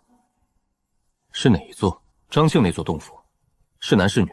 是一位姐姐，长得十分漂亮。那个张庆倒是很不安分啊，也不知道哪家姑娘造了他的毒手，以后下场会不会和之前那位一样？当初那位略微高傲的女修，后来死得过于凄惨。是一家4口，可惜张庆身份地位特殊，连王金松都得忌惮一二，无法对其下手。一家4口，走，我们过去拜访拜访，毕竟是邻居，混个脸熟也好。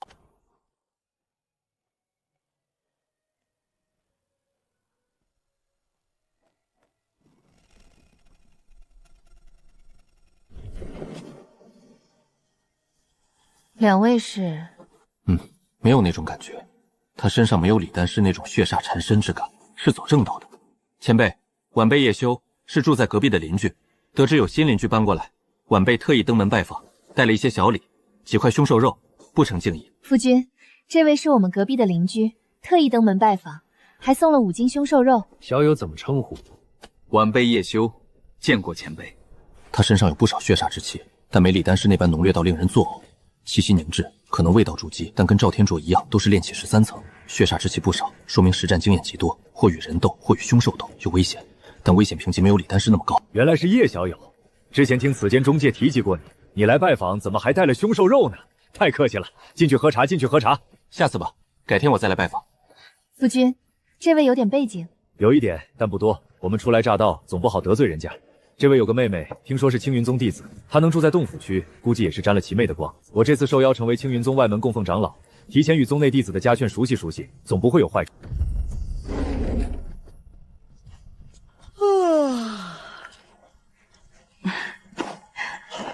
小修，好久不见了。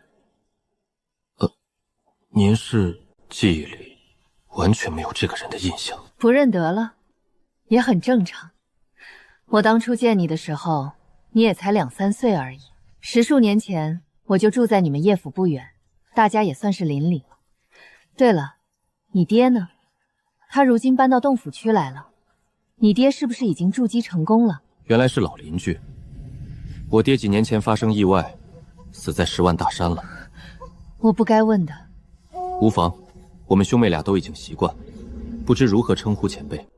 我父姓乌马。乌马前辈，以后咱们就是邻居了。我回头给您送几斤凶兽肉过来，是晚辈的一点心意。懂事的孩子。对了，乌马前辈的这座洞府好像是张庆张前辈的，您和张前辈认识？他至少是筑基初期，和张庆的关系恐怕不简单。这我倒是不知，我是从中介那租来的，打算回来清静清静。花荣大概炼气13級，是外门供奉长老。青云宗这么缺人手，难道要出大事？或许只是正常招聘，以前也有过。乌马前辈是筑基期，该不会是在外惹了麻烦回来躲着？罢了，与我无关，开工赚钱。这么多底牌在手，同阶炼气9层，没人能打死我。青云宗里也没有。又1个月了，该吃第2副秘药了。公子神神秘秘的，在煮什么东西啊？走开点，别凑过来。好臭！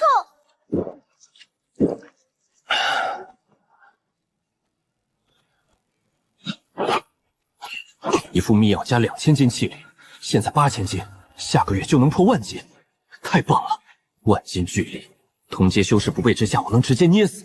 不用灵力，我就是有脑子的凶兽。要过年了，哥，你总算出关了。你看我们对联贴的整齐吗？乖了，往左边一点。对，就是这样。好，对齐了。你最近去外方执勤，有没有遇到什么事？没啥事儿，不过外房的修士嘴巴比较臭，教训一顿也就怕了。他们都是死人堆里打滚的，你可别随意招惹。距离过年还有几天？就下个月，咱们这次能过个肥年了。是得过个肥年，奖励自己件防御法宝。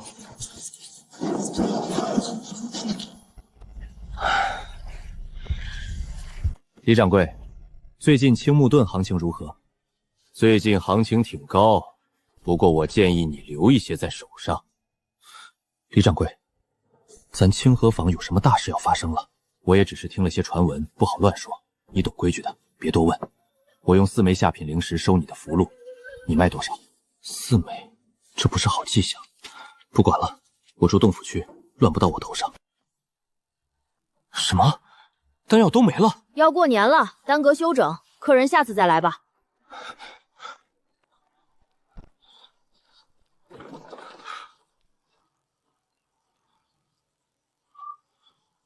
要出大事了！掌柜的，这些丹药我通通打包，多少钱？啥？客人，这些丹药您全要了？对，赶紧算算多少钱。客人，这里面有1阶凝元丹、1阶淬元丹、1阶，总共102枚下品灵石。我可以做个主，抹掉零头。行，这里面的丹药只有那些疗伤丹很重要，至于凝元丹、淬元丹，那是给叶晕准备的。我如今丹药吞服太多，除非是1阶极品，不然几乎没什么效用，吃了也是浪费。还有310枚下品灵石、法宝、制符材料，伏笔也得更换了。对了，伏笔，这次捡漏，2支1阶极品伏笔总共花了20下品灵石，还有170下品灵石。先去中人堂看看。叶道友，这次想买点啥？1阶极品防御法宝，最好是木属性。没有，这段时间别说1阶极品，上品你都买不到了。或许可以去小黑院里碰碰运气。李掌柜，真不能说发生了何事吗？你不是认识徐爷的女儿，不如你去问问她。叶道友，什么事行色匆匆？这马上要过年了，今天是出来购置年货吗？丁道友，你最近有没有听到什么风声？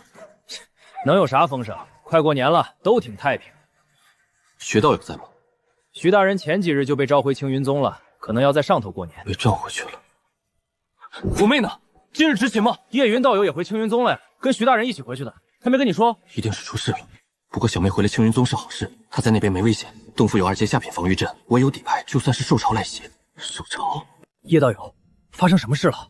我不太确定，总之感觉这段时间不对，你自己小心点。你知道我住哪儿吧？如果遇到凶险，朝我那边跑。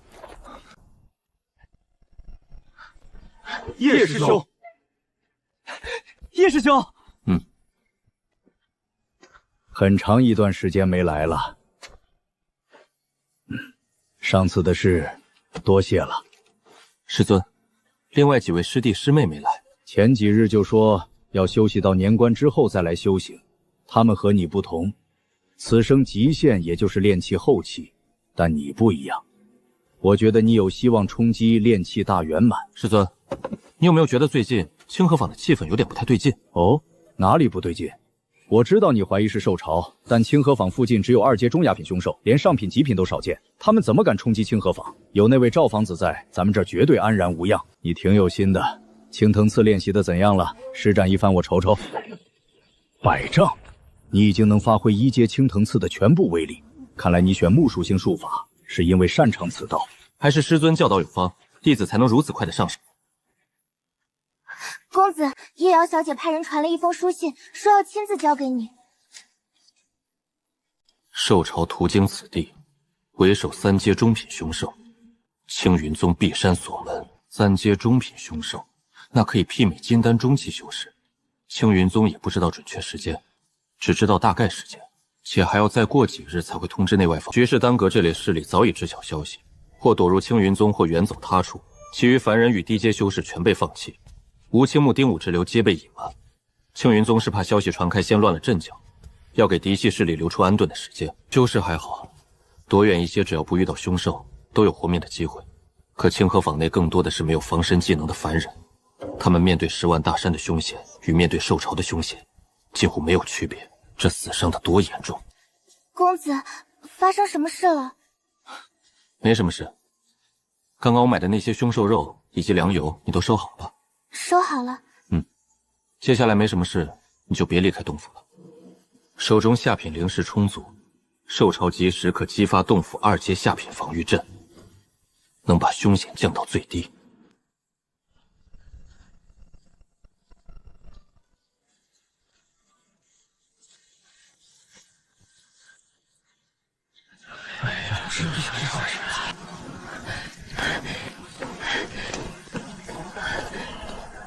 叶道友，洪道友，有何事？叶道友，我有一个紧要的消息告诉你，不知你愿不愿意买？我买消息干啥？我现如今只待在内房。是跟受潮有关的消息。哦，你知道点什么？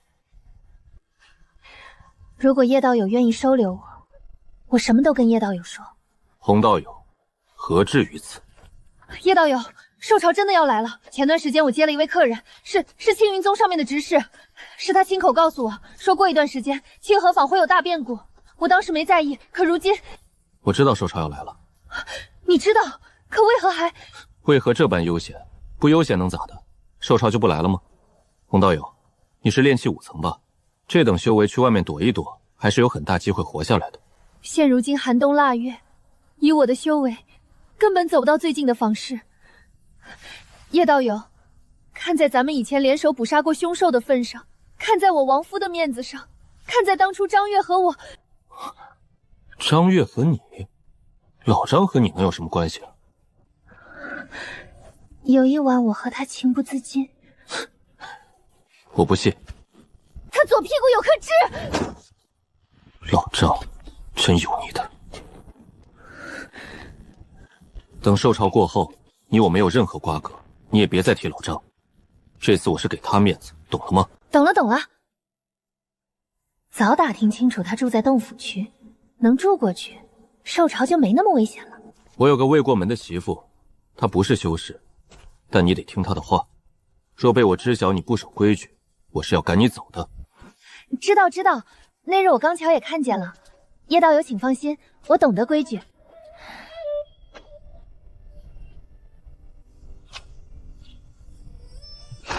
叶道友，好雄浑的气息，没想到叶修竟和炼气13层的修士做邻居。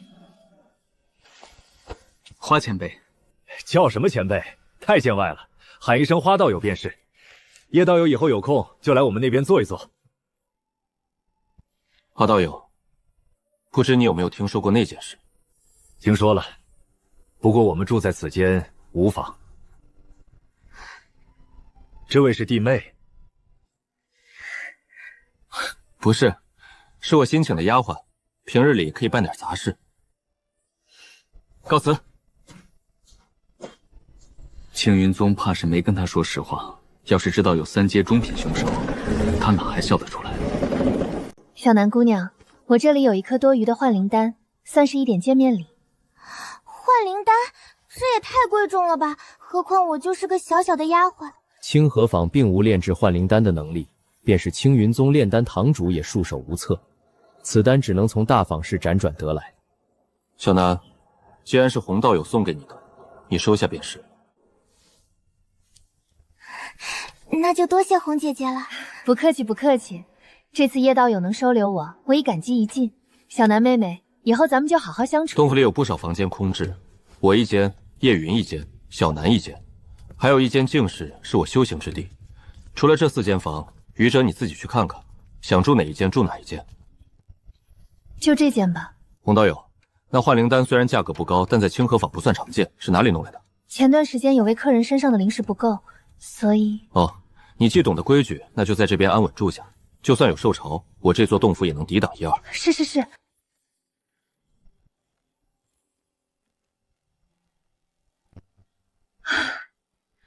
龙虎双煞向来很讲信誉。小南，你吞下这颗幻灵刀，我看看你能否觉醒灵根。公子，我也能修行吗？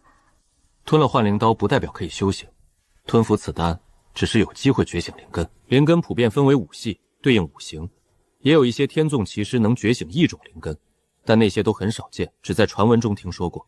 觉醒的灵根数量越少，资质越好。清河坊里大部分修士都是4系灵根、5系灵根。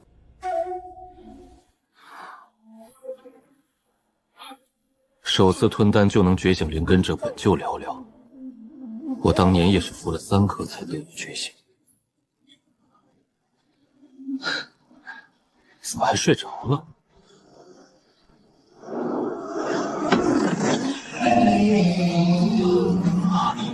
这是饕餮。寻常5行灵根觉醒，虚影不过是对应5行的死物，可眼前这道虚影与5行毫无干系。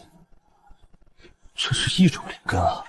一想到这小妮子还有这种资质，比她以前的主子都要牛。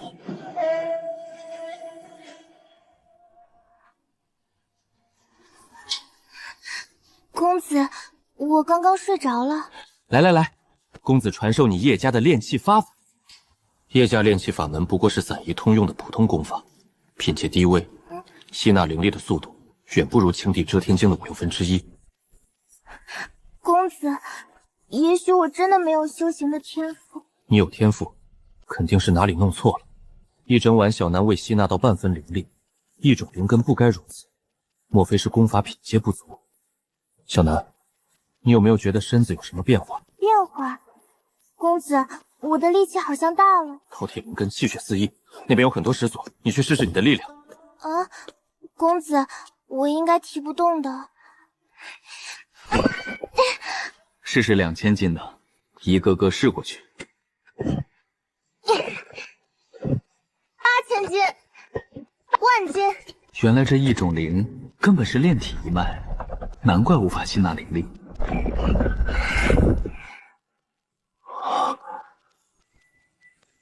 刚觉醒便有10000斤距离，这般炼体天赋，堪比炼气天灵根，甚至犹有过之。公子，我的力气怎么变得这么大？那是你体内藏着凶手饕餮，这是正常现象。你觉醒的灵根有些特殊，估计不是走炼气的路子，而是走炼体的路子。炼体？原来不是身子出了问题。这丫头还没开始修行，气力估计能比肩某些1阶极品凶兽。现如今秘药的灵材弄不到，等兽潮过去，让她开始修行妖血筑体大法，也不知会有何种效果。小南，从今天开始，我会传授你一些简单粗暴的拳脚套路。你这身力气如果利用得好，寻常修士跟你一个照面就嗝屁了。不过你要切记，轻易不可暴露你的实力。如果一不小心暴露，就说你从小打熬体魄。公子，是不是连叶云小姐也不能说？对，暂且也别跟小月说。如果小南这种资质被外界知晓，只会引来各种无妄之灾。小南明白了。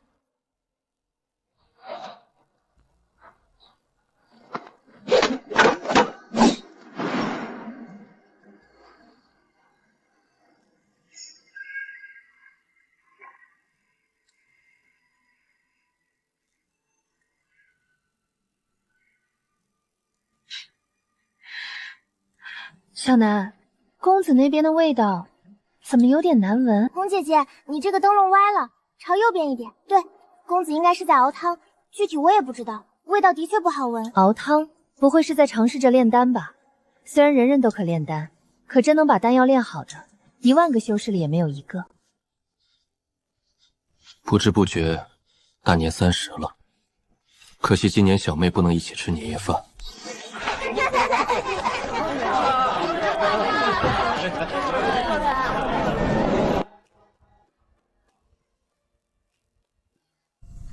这是青云宗刚请来的供奉花荣。小修，伯父伯母今天来给你拜年了，还不给你堂哥拜年？堂哥，过年好。伯父伯母，你们是长辈，怎么还亲自登门了？我刚想去你们那边拜个早年来着。小修，这段时间是不是青云宗出了什么变故？怎么叶庆一直都没有下山？叶庆没派人给2位带口信？没有，真发生什么了？不会是前段时间那件事吧？可他也被治安巡逻队关了7日。伯父，你没听说坊间传闻，可能有受潮要来了？这种传闻都是空穴来风。我们清河坊已经多少年没有……消息是真的，的确有受潮来了。不过只要我们不出坊市，基本没什么问题。青云宗有金丹赵老祖坐镇，便是受潮也得绕道而行。还真是受潮。